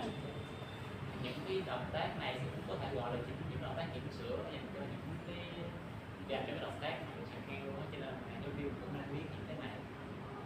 Okay, so this is beginner adjustment. Beginner.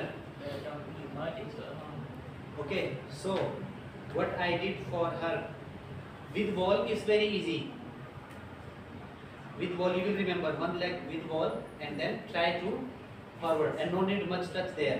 But in here you have to remember the positions and adjustments. Pushing how, standing how, where hand, where leg.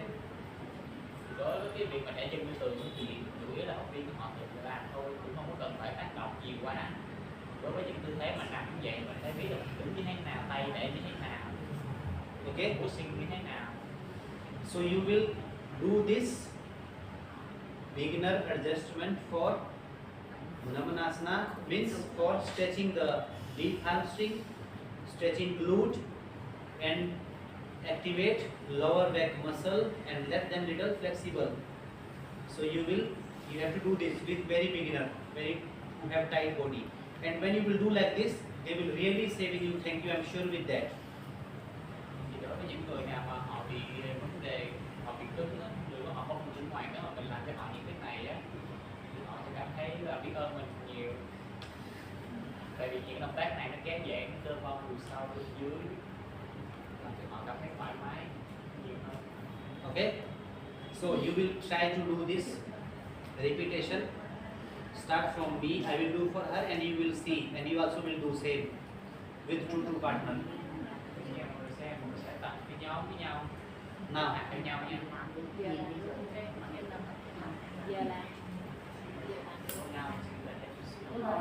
I will do because I did for her one leg. Thầy mới làm cho họ, thầy mới làm chỉ có một bên thôi, bây giờ mọi người xem bên còn lại là mọi người tự làm cho nhau. Okay. So you make two partner. Tự bắt cặp nha.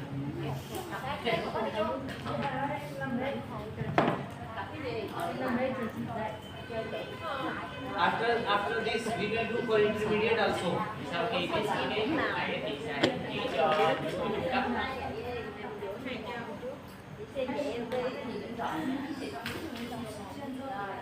Dạ, có thể làm lên còn cái này. Okay. So first activity with lower back. Bend your one leg and catch your knee. Catch your knee. Okay. Okay. Catch your one knee and you will stand. Your right leg should be near the and both hand on knee and slowly push this. And it will make lower back very good. Em mọi người quan sát cách thầy pushing. Okay, it's not like sitting like this and pushing. No, you have to stand and let your body weight. Mình không có ngồi, mình phải đứng, mình phải tự vị trí để mình đẩy họ. Okay. First, then in here we'll open your hand.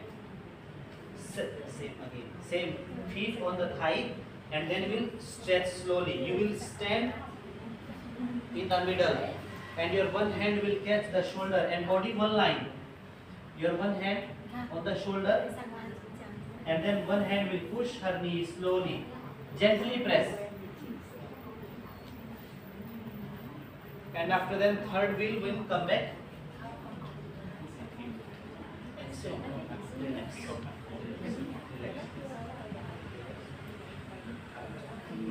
Okay, do this two activity first. No, first you do this. No, do there, do the partner. I will see how is your position. See here, a very important is your standing position, you are pushing. And you have to see the lower back feeling how. You also can do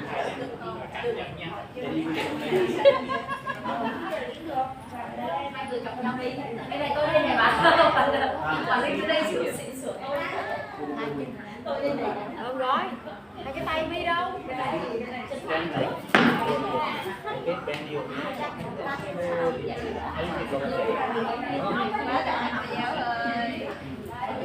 Làm cái này là bài này sẽ có sai học viên và đang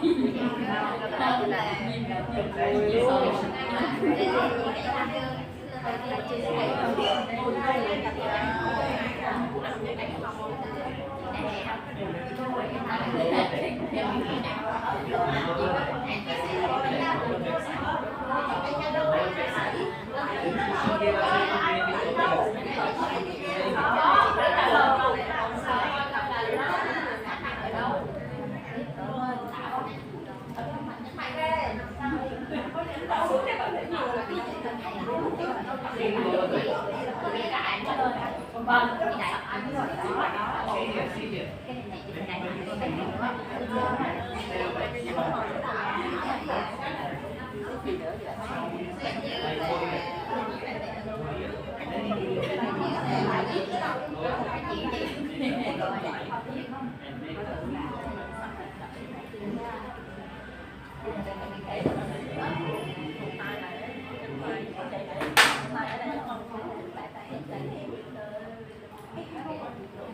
Slowly.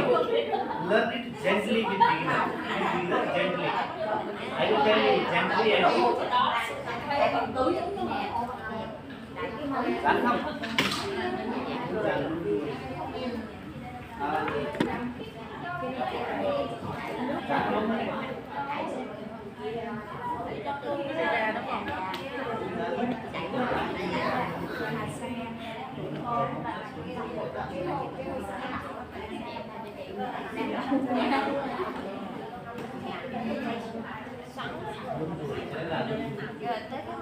Ok, sau đốt con xuồng.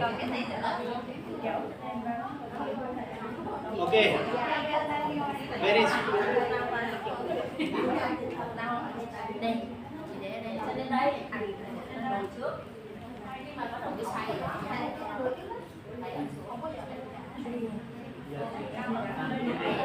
bị kè đẩy nó ngang đẩy hai cái kết hợp để sang ngang.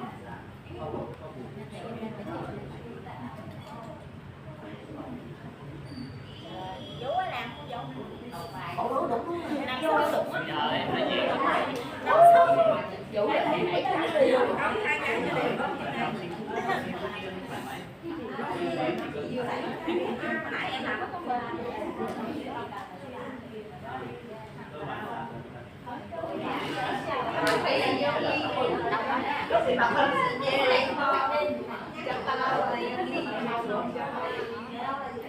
okay? Come back again.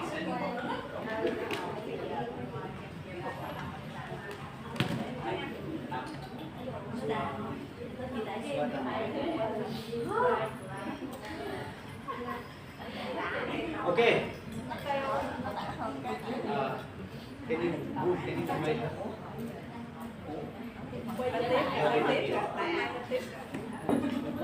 Or you come hand.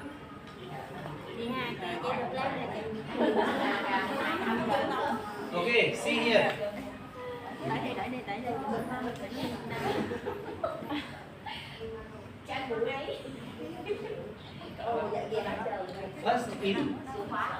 First activity you did with her lower back. Make her spine one line and then activate her spine twisting and make her muscles also stretch. But now we'll do with her hamstring also together. So let's straight. Okay, you have to do this. Okay, hip one line, not hip, lift hip up. Should hip control one line, and by this feet you can control your leg like this. Khi mà đẩy hậu viên của mình cố gắng mình cố định một chân rồi mình sẽ đẩy chân còn lại. And first you will catch the lower, and then slowly will go. Who is beginner? They will is enough with them. They cannot go more than this. So you have to remember that. When are you pushing, you will feel their stretch and phase. So you have to control there, and after control you will little bit push the toe and make more stretch deep. So for example, Han is practitioner, so I will go with her more. Chị Hà thì đã tập lâu rồi nên thầy sẽ đẩy thì đẩy chị Hà nhiều hơn. Cái điều khi mình đẩy hậu viên của mình cố gắng là mình để hai cái xương chậu của mình nó thẳng hàng với nhau, Bấm xuống, thẳng hàng. Ok, thì đi xuống nhiều. sau đó mình sẽ gập cổ chân. After that, second, here will gập chân, tay sang ngang, and will push will muscle relax here. Đúng rồi, mình thả lỏng cơ bụng của mình rồi nó sẽ đẩy hậu viên của mình xuống dưới. dưới. And in here you can let your knee little bit outside the chest and slowly push down. Mình đẩy cái gối của học viên của mình ra ở phía ngoài để cho nó không bị cấn vô cái thân người của mình. Because first activity you did normal. In here you will push little bit out and more. And then here same. Twist, feet touch. Cái kia thì mình đẩy bình thường thôi, giữa những cái này mình sẽ đẩy nhiều hơn một chút xíu, tương tự với bạn sáng luôn. Okay, then continue. Hit and then left another leg up. And here you will stretch lower back, then lift hip up. Same halasana. Giống như cái cày vậy đó. Khi mình học viên của mình lên cao, kéo giãn cơ lưng dưới. Okay, so lower back stretch very good. Kéo giãn cơ lưng của mình nó dưới mình rất là tốt. Okay, so do now. Mình tiếp tục làm Do this for remind and for your position standing. Okay, first chân lên, một chân lên.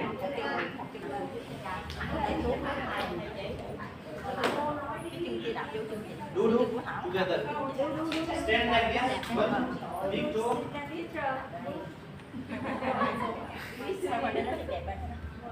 And then slowly push.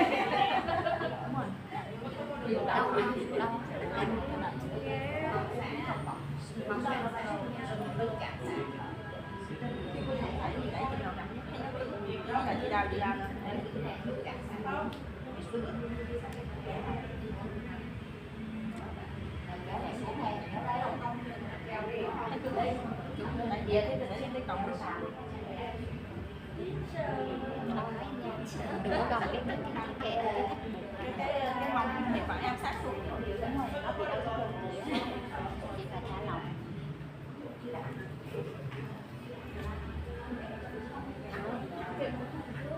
Hồi đẩy mũi chân đi ra.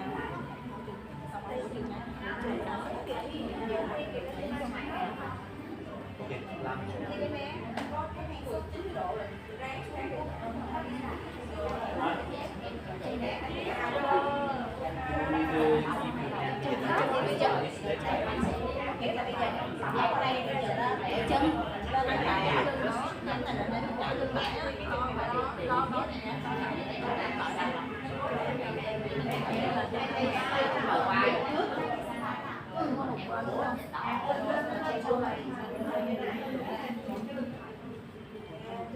Đây hả thầy? Thầy. Để chân ôn chân này lên này đấy. Ôn chân. Quật ấn này. Khớp hàm cầm đó. Để ngón xuống này. Tí đối. Lên. Đối thẳng. Ở trong phải thở nhưng mà có ngoài không thở. Để chị làm cho.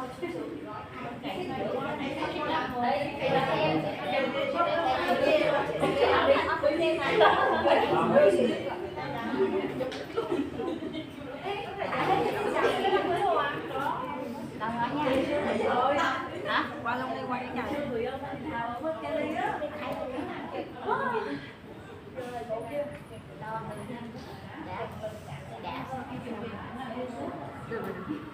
Trời ơi, nãy ngồi sau quỳnh nó thấy quỳnh đẹp còn khá biết ai. Bạn nào bảo tắt nó tí sợ nó cái xinh thế này. Đúng rồi.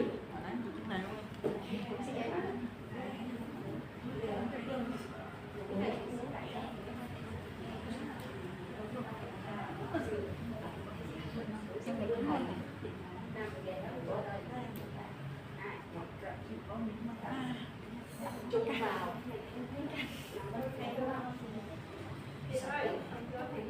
Cái rồi. Làm cái này cái rồi.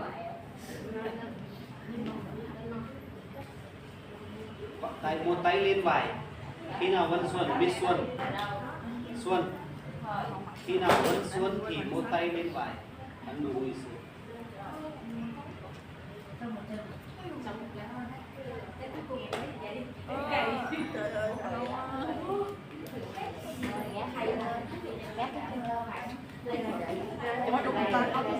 Có gì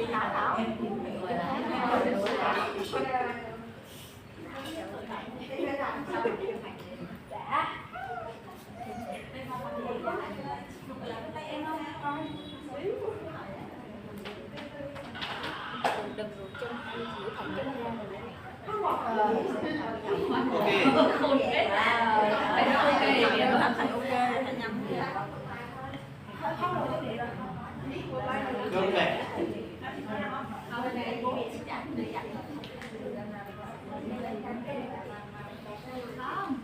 Nói xong rồi thì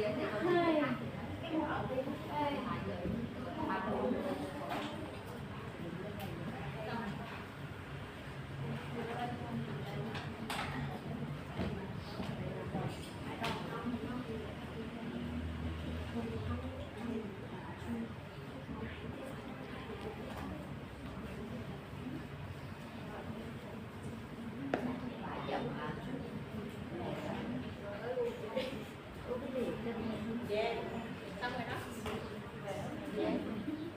Dễ. Ủa không bắt lên gì đó. Thử cho học biết về vậy. Okay.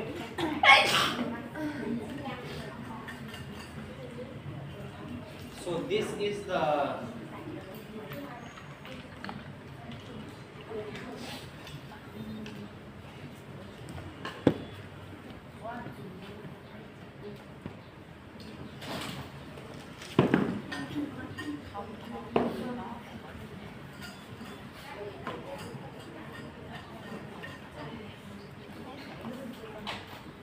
okay. You see warrior pose? Warrior. Warrior.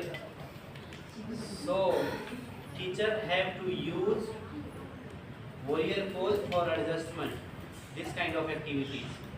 So when you doing this here, see, you standing like this, and then you easy to use power, softly and gently. Mọi người biết tư thế chiến binh rồi đó, thì mình cũng có thể sử dụng tư thế đó dành cho những động tác mà chỉnh sửa cho học viên của mình. Okay, not do like this. Có đứng giống như vậy nha. When you use power for someone, use like this. Chakrasana, help like this. Okay, you doing someone help like this. Every warrior. What is the warrior? Means power. So whenever you are using your power, so you have to prepare your asana this with strong leg, strong grip, and then you will use power in your life, not only for class, in another also. When you want something, just use power, warrior, like strong and stable. And when you do like this activity in your class, you look more good. But if you do same and same here, change, same, see, look, not have power. Ý nghĩa của từ warrior đó là chiến binh đó, tượng trưng cho cái sự mạnh mẽ của mình đó, khi mà mình tập nói chuyện với người ta đó, thì mình sử dụng tư thế này nó sẽ an toàn hơn, nó cắt lực dễ hơn luôn, nó giữ thăng bằng của mình tốt hơn. Okay, so this activity will help you to open hamstring, open lower back, glute, activate, stretch glute proper. So if you do this activity with your beginner person and with the person who, especially who do gym workout leg day, do with them this, they will say with you, oh nice, I never see this stretching. It's very good with your muscles. Đối với những người nào mà tập được những cái động tác hồi nãy nó sẽ kích hoạt cũng như là kéo giãn hết tất cả các vùng nhóm cơ thân dưới của mình, cộng với lưng dưới của mình. Đối với những người mà tập gym thì họ tập những ngày tập chân xong thì chân của họ nó sẽ đi không có được ok cho lắm. Mình tập những cái này vô cho họ thì nó cũng sẽ giúp cho họ cải thiện được cái tuần hoàn máu và giúp cho họ hồi phục tốt hơn, họ sẽ cảm ơn nhiều. Okay, understand? So now we'll come to intermediate. Same asana with intermediate. You come here. Bây giờ mình sẽ thực hiện tiếp những cái chỉnh sửa của cái nhịp độ cao cấp nha. Nó cũng sẽ tương tự như kia nãy giờ thôi. Open your leg. Mở chân cái gì? Ngồi. Mở chân sạch. As much you can open.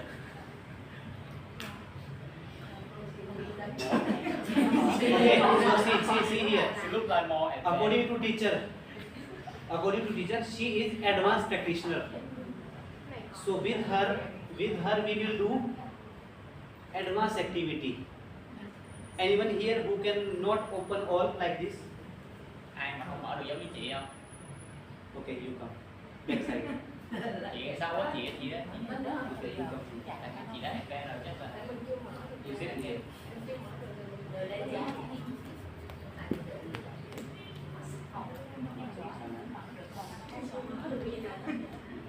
As much you can open.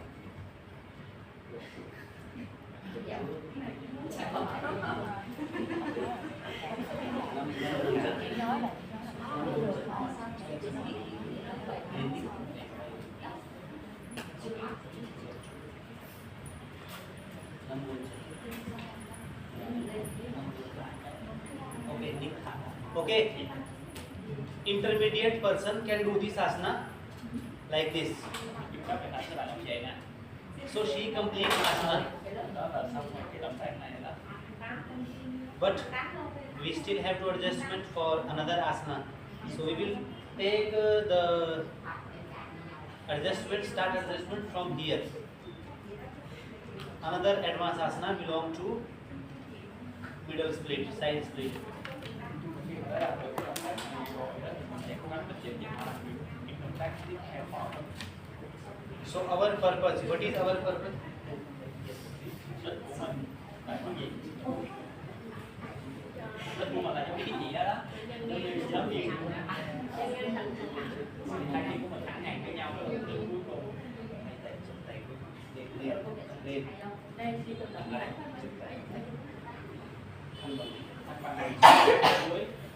Okay. With the hip opening class, teacher have to make some target. So who is beginner? So with them you will do activity like this. What we did just with ball, with lying down. Okay. And this is our target. She is an advanced practitioner, but she is intermediate. So it's my duty to let her achieve this.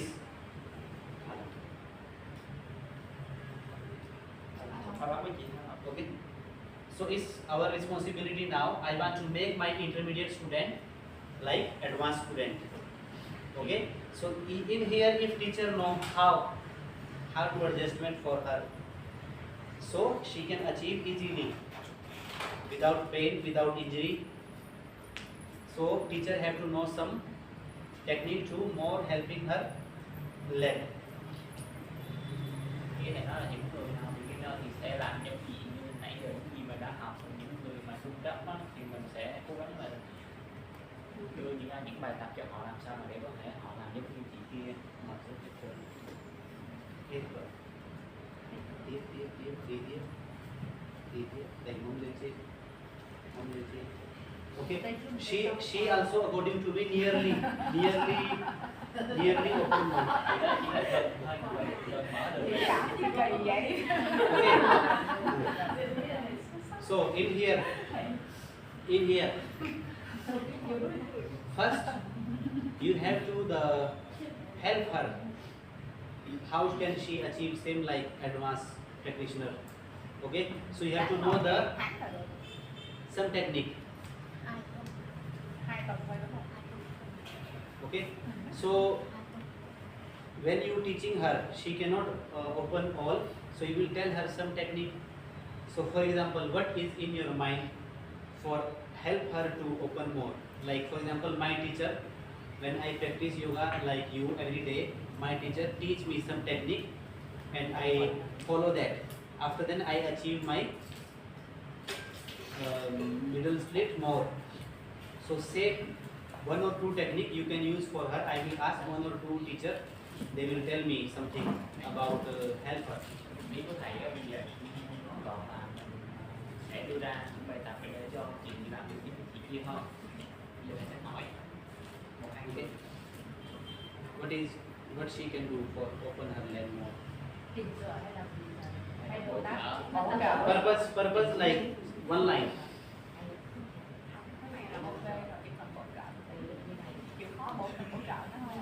Okay. Không, nếu tự mình thì làm sao đại này tự mình thì làm gì động tác mở khi được là Hai bài đúng không? em hỏi đứa của em đi Is asana. Remember one thing. Asana is different part. Adjustment is different part. Okay, this okay.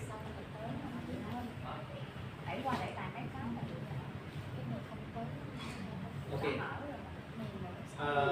How? What you will give her idea?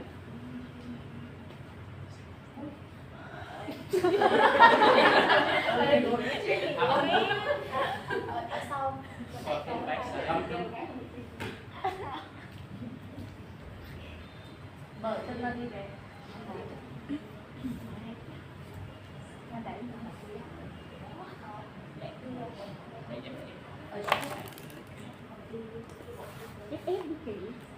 You will push her. Okay. Okay. Second. Okay. Second activity. Any another idea? Okay. Okay.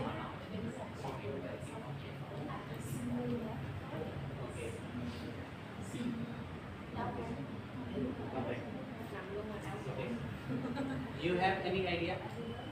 You have any advice for her? She want to achieve her Ngồi quay mặt từ từ. vision goals. Open. With you see her, she doing something. It will help her middle split all. This will help front split or But this one it affect my hip. hip joint.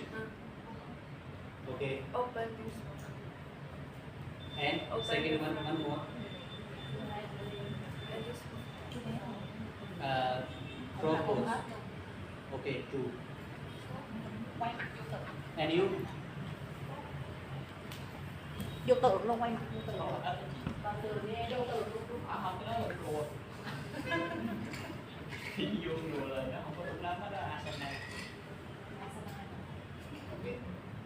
Then push. Push more. Ca chân lên chị Xuân. Chân lên xích lên Xuân. Chị ngồi xích vào. Đúng rồi đây. Đó. Đó. Đúng rồi, đúng rồi. Đấy, biết con bé. Have any idea? Chứ làm gì mà thích. Đâu đó. Đâu đó. Mỏi chân rồi. Mỏi chân Đâu kìa. Đâu đạt lắm.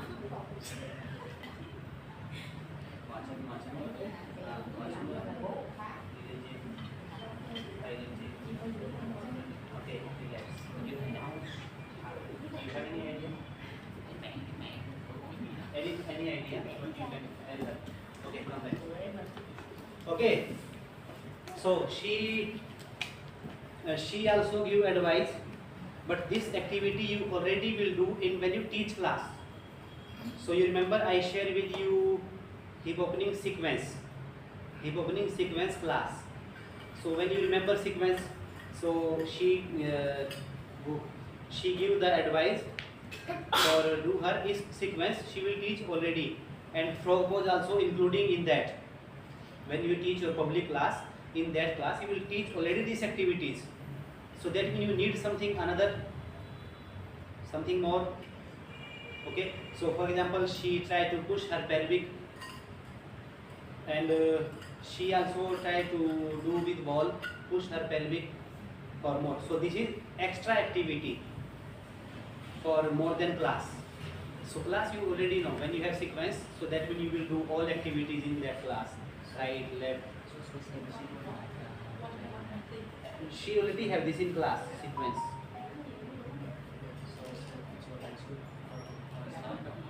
No, it's already in class sequence. When you teach public class, when you will teach hip opening someone, so 1 hour you will already teach them this kind of activity. For example, can you translate what I am saying? Or first one, what I said before. I said what she teaches, that is sequence for hip opening class. Okay, and what Miss Swan and Miss Tham did, that is extra activity. And okay, she also give frog pose and pigeon pose. They both also including in public class already. When you teach sequence, that means you already teach that. So you have to do some activity out of the class. So for example, this asana, Bhunamanasana. Giống như kiểu những cái mà nãy giờ mọi người đã đưa lại nó đã vô hình chung, nó đã có trong những cái động tác cái dạy trong cái lớp cộng đồng rồi á, nên là kiểu mà cần chỉ như làm gì đó thêm xíu nữa. Okay, so for example, see here, for understanding teacher mindset. When the beginner person cannot do Bhunamanasana, they feel very difficulty to do this. It's very big challenge for them. And in class, they complain with you, it's very hard exercise, I cannot do. After then, you will give them 2 to 3 minutes for adjustment. And when you do with them same activity, one leg up, stretch, twisting, when you do that, they will with you thankful. And they will understand teacher have something meaningful that will help me safely, gently practice without injury. So that person will believe you more. Understand? Nghĩ là nhiều người đó mà họ không có làm được khi mà họ hỏi nhiều lên tới khó quá rồi mình đưa cho họ những cái động tác nào hỗ trợ mà họ dễ hơn đó, thì họ sẽ cảm thấy biết ơn hơn, họ sẽ vui vẻ hơn, thoải mái hơn. Okay. So first activity Miss Swan did with her, with ball, is 1. Thì đây ví dụ động tác là chị Xuân làm với chị là 1 rồi đó. Okay. And second did with her how try to touch, push her pelvic more. Chị Thảo cũng là một cách. Try to push her pelvic more and for bending. Chị Thảo như này dưới lên dưới xuống sâu hơn. Okay. So they both technique will help her to improve her middle split in 3 to 4 weeks. 3 to 4 weeks she will improve her middle split if keep continue follow both idea 3 to 5 minutes every 2 day or 3 day, like in week. So I'm sure with her she will increase her flexibility with middle split. Cái kỹ thuật mà Thảo với Xuân làm mà mình làm thường xuyên thì mình sẽ dễ dàng làm cái động tác này trong vài ngày tới thôi. Okay. And second, you have like for example, use step, use block, use wheel, also will help her. So first I will advise her to do by herself every day. So what she have to do, like for example, she doing alone, no one pushing her ball because she not my PT. So she have to do by herself. So how she will do? Những người nào mà không có sự trợ giúp của người khác thì họ sẽ làm như thế nào? Làm với tường. Okay. Learn how. Làm với tường sao hả chị? But Miss One cannot do every day with her. Miss One is busy teacher. She busy of every day. So first advice for this PT technique both. When you teaching someone personal, it will help with them. Morning class, when we help you, center pay us too for that. After then we help you. If center not pay, we will not help. Nhưng mà tự làm với tường thì phải có người dạy. First listen me. I am also know that free you also will not give time everyone. In free you will not give time everyone. You need money for your time. You will ask money 1 hour. Okay, you need money. So you will say, if you pay money, I will teach you. But smart teacher, what smart teacher will say, if you do this activity every day, you will increase your flexibility. So teacher have to learn this also technique. So adjustment with one is okay. I agree with them. Only she can do alone by herself. Same like I said before with wall. She can do by herself. Beginner for stretch hamstring. No need anyone. If she do every day, after 3 months, she will increase her hamstring stretching. Same with what? Em nói là em cái cách chị Xuân chị Thảo thì nó đã ok rồi, nhưng mà ý là em muốn tìm những cái cách mà tự học viên của mình làm được, tại vì trong cái lớp hoạt động không thể nào dành quá nhiều sự chú ý của mình vào mọi người được. Thì khi mà người ta hỏi mình chúng ta lời khuyên ở nhiều như là chị không biết tập cái này như thế nào, thì mình đối với người giáo viên mình phải đưa cho họ cái bài tập bài đáng đảm này mỗi ngày những cái quan trọng là những cái bài đó là bài gì chẳng hạn để họ cho cái động tác này. Thì So teacher have to remember two definitions. One is asana, second is practice. What is the definition of practice?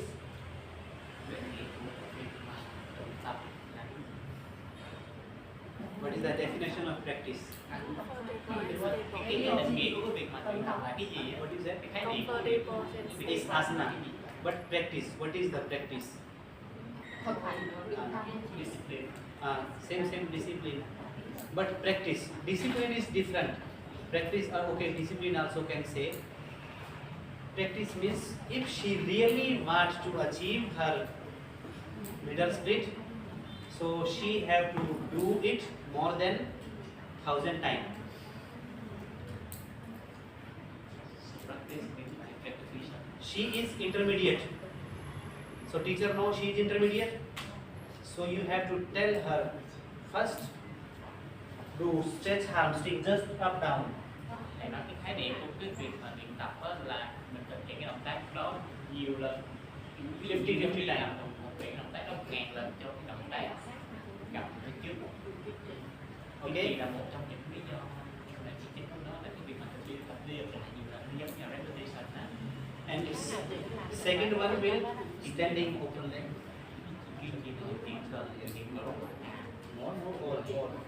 Or as much you can open. Hết rồi. Tay xuống. Mà thăm xuống. Xuống thì khi nào mà hết rồi thì xuống. Chưa mà hết rồi thì không cần Ghim xuống. lại tới cái mức mà rộng nhất. Okay, I will not touch her. Tới cái mức mà chịu hết được thì ghim lại. Thầy sẽ không chạm được chị. Ghim hai chân, ghim cái tay các chị được cái tay rồi ghim lại rồi ghim lại. Okay. Control herself. Ráng giữ, ráng giữ, hít thở đều. Ráng giữ, hít thở đều, hít thở đều.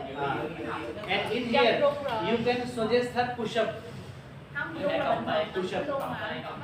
Push up. Đẩy đi. Hít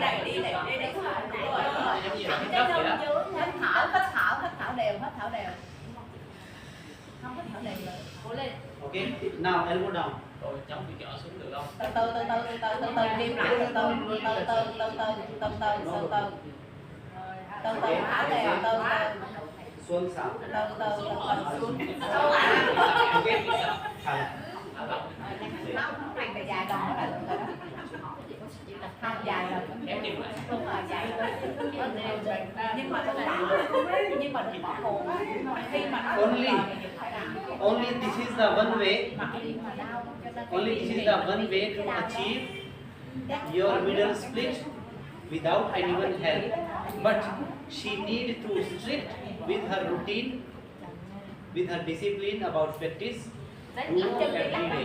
Đây là một trong những cái bài tập mà làm cho mình tự tập thôi. Quan trọng nhất là cái việc mà mình tự mình tập cái đó mỗi ngày thường xuyên. Okay, now see, if she want to hire me, so first she have to pay me money. After that I will do this kind of activity with her, with strap, with block, with wheel, let her come down, something do for her. But if she want to achieve without loss anything, without loss time, so according to me, if she practice this activity 3 weeks, her flexibility like her, I am sure with that. But if she think that someone will come and give me push with wall, she cannot get. She also try to push her, she not feel stress that deep. But when she try to do by herself, she easy to get one line. And now she will continue practice this. In 3 weeks, she have good result. Nếu mọi người muốn mà tiết kiệm á, thì mình sẽ tập cái giống vậy. Đây là một trong những bài tập mà nếu mà mọi người cần sự trợ giúp từ người khác chẳng hạn thì mình sẽ bỏ thêm một chút chi phí để làm gì thôi. Okay, you understand? Okay, so now with PT. With PT, how many technique you can use for support her, for adjust her? Bây giờ đối với một lớp mà dạng 1-1 thì bao nhiêu kỹ thuật, bao nhiêu bài tập để mà hỗ trợ Okay, chị? we already have 2 technique. Giờ mình đã có 2 kỹ thuật, đây là một With touch her. của chị Thảo. Okay, we already have 2 technique. Remember that both. Giờ thầy muốn nhiều kỹ thuật hơn. You want to see again? You fix her. Bây giờ mình coi lại những gì Thảo làm lại nha. You come. Đi xuống. Ngồi hoài đó. Okay, she already have opened her leg.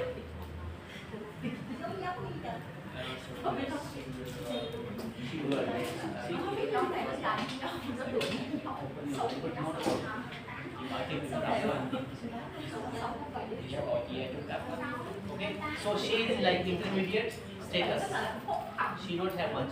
So you push what I doing for her.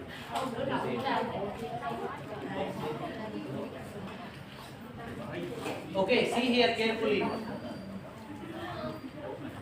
First,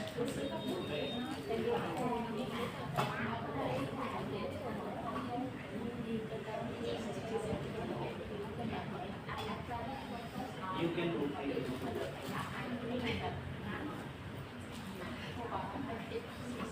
You say her not good. You what she said, follow her.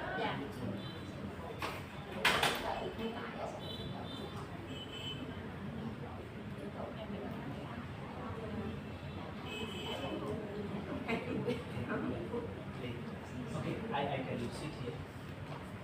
Okay, see here. She also pushing her, but what she pushing, you understand? Những cái kỹ thuật chính đó thì mọi người hiểu mà đúng không? What she pushing? What she pushing? What? Pushing what? What is her purpose to push?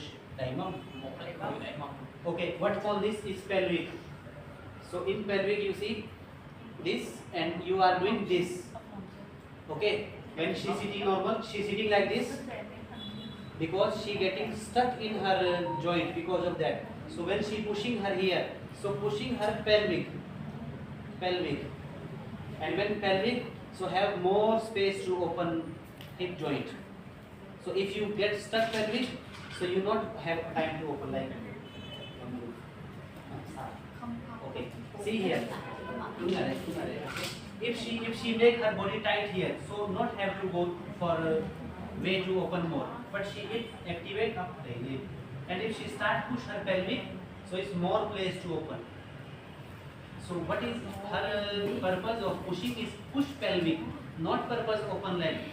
When she will push her pelvic, so automatic will open leg because she have already stretching good. Intermediate person, they already have stretching in their hamstring very good. Thì mục đích của việc đẩy cái này mình không phải là đẩy cái chân, mình đẩy cái phần cái xương chậu của mình, cái điều mình đang ngồi cái xương chậu của mình liên tục lại, cái điều mình đẩy cái xương chậu của mình đi ra đi trước, thì lúc đó cái chân mình sẽ tự động đi theo. And this one also doing same. Pelvic, pushing pelvic. Okay, and when you push someone's pelvic, so you have to just wait, see their condition, they will automatic move slowly.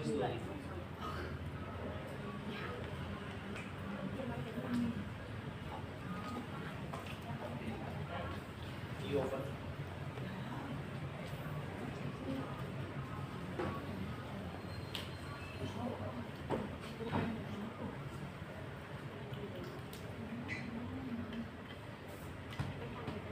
Okay, because both have pelvic condition very good, they both have open pelvic very good, so it's hard to understand. You can do this.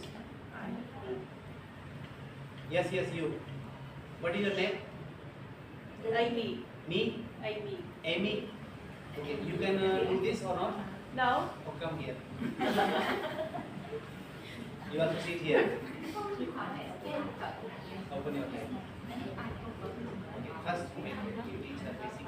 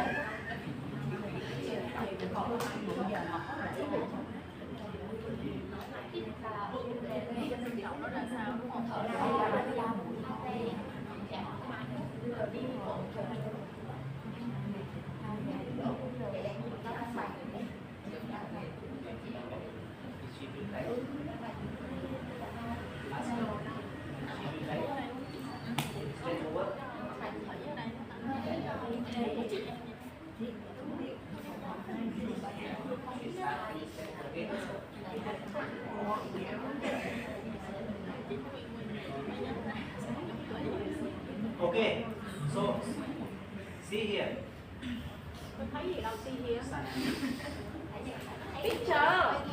Không thấy. Không thấy biết rồi. Rồi thì thấy không nói. Okay, see here. Không thấy biết rồi. Okay, I said with you là purpose of pushing is pelvic. Pelvic is very important here. Continue kiểm soát ở đây, okay? Đẩy cột sống lên đi, thẳng lưng rồi. Kéo lên, kéo lên. Okay. Hít vào bên phải, thở ra hai đáy nâng bàn chân phải. Okay, when she went down, push little bit up.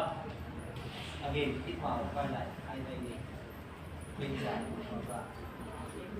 And continue push more. Okay, hít vào hai tay lên, đẩy cột sống lên, bên dưới, đan tay, side bending, bên phải, side bending, side bending. Okay, bên phải. Work, đan tay, đan tay.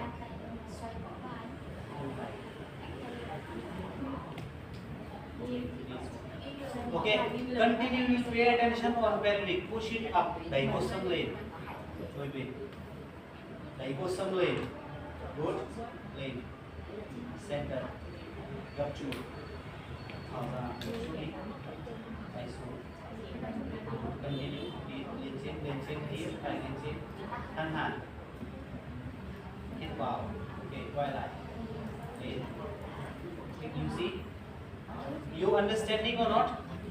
Yes. Pelvic, you see, I support her pelvic. Okay, now I will let my support back and her pelvic come back again, normal. And purpose of middle split is lift your lower back up as much you can lift. So you just support here, lower back, lift up. And if she keep doing with me in 3 days, one time with me, so I am sure with her after 1 month she will improve her one line. She will come in one line.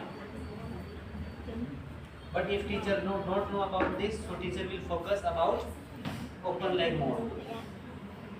And teacher only think in his mind that I want to stretch, I want to open all quickly. But teacher not understanding that if I push her pelvic, so slowly she will increase her flexibility and she will stay safe and not scared, not worry with pain.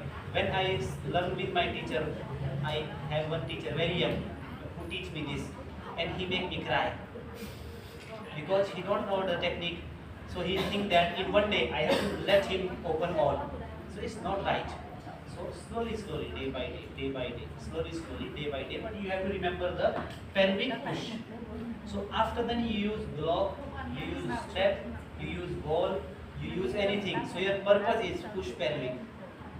Mọi người tập động tác thì kỹ thuật chính của nó gọi là đẩy cái sàn chậu của mình, cái khung xương chậu của mình, chứ không phải là đẩy chính. Thì trước đây một người thầy trẻ chạy cho thầy cũng khóc luôn á. Đó là tại vì họ chỉ biết đẩy cái thân chân của họ, rồi sẽ mở ra thôi, mà họ không có biết cách mà chỉnh sửa đúng cho cái động tác này, cho nên là đây là một cái cách chỉnh sửa chuẩn á, họ có thể sử dụng cái cách chỉnh sửa này có thể kết hợp với dây là block hay là dây. Các bạn nói với thầy là hết giờ rồi, thầy được áo về. Okay. Đi học đi rồi. Okay. So see here. You have two activity for basic, for beginner, and for intermediate. Purpose of beginner is do Bhunamanasana. Can do basic Bhunamanasana. And with intermediate, your target is leg one line. Okay. So when you have target is leg one line, so you have to focus on pelvic. I will do with you. You will continue here. Not today, but next class I will do with you this about pelvic push.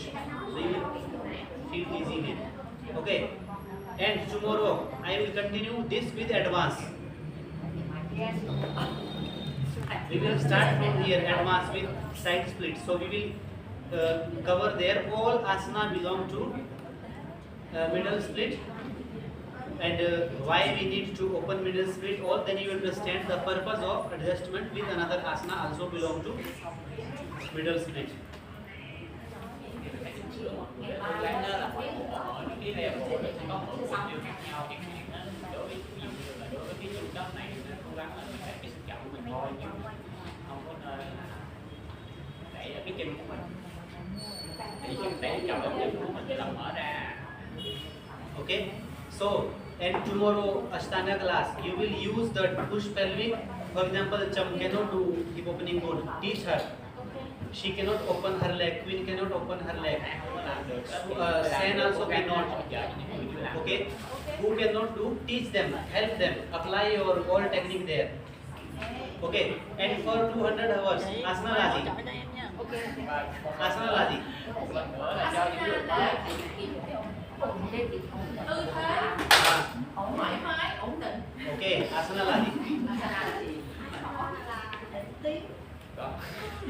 Là gì vậy?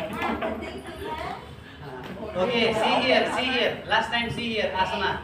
He now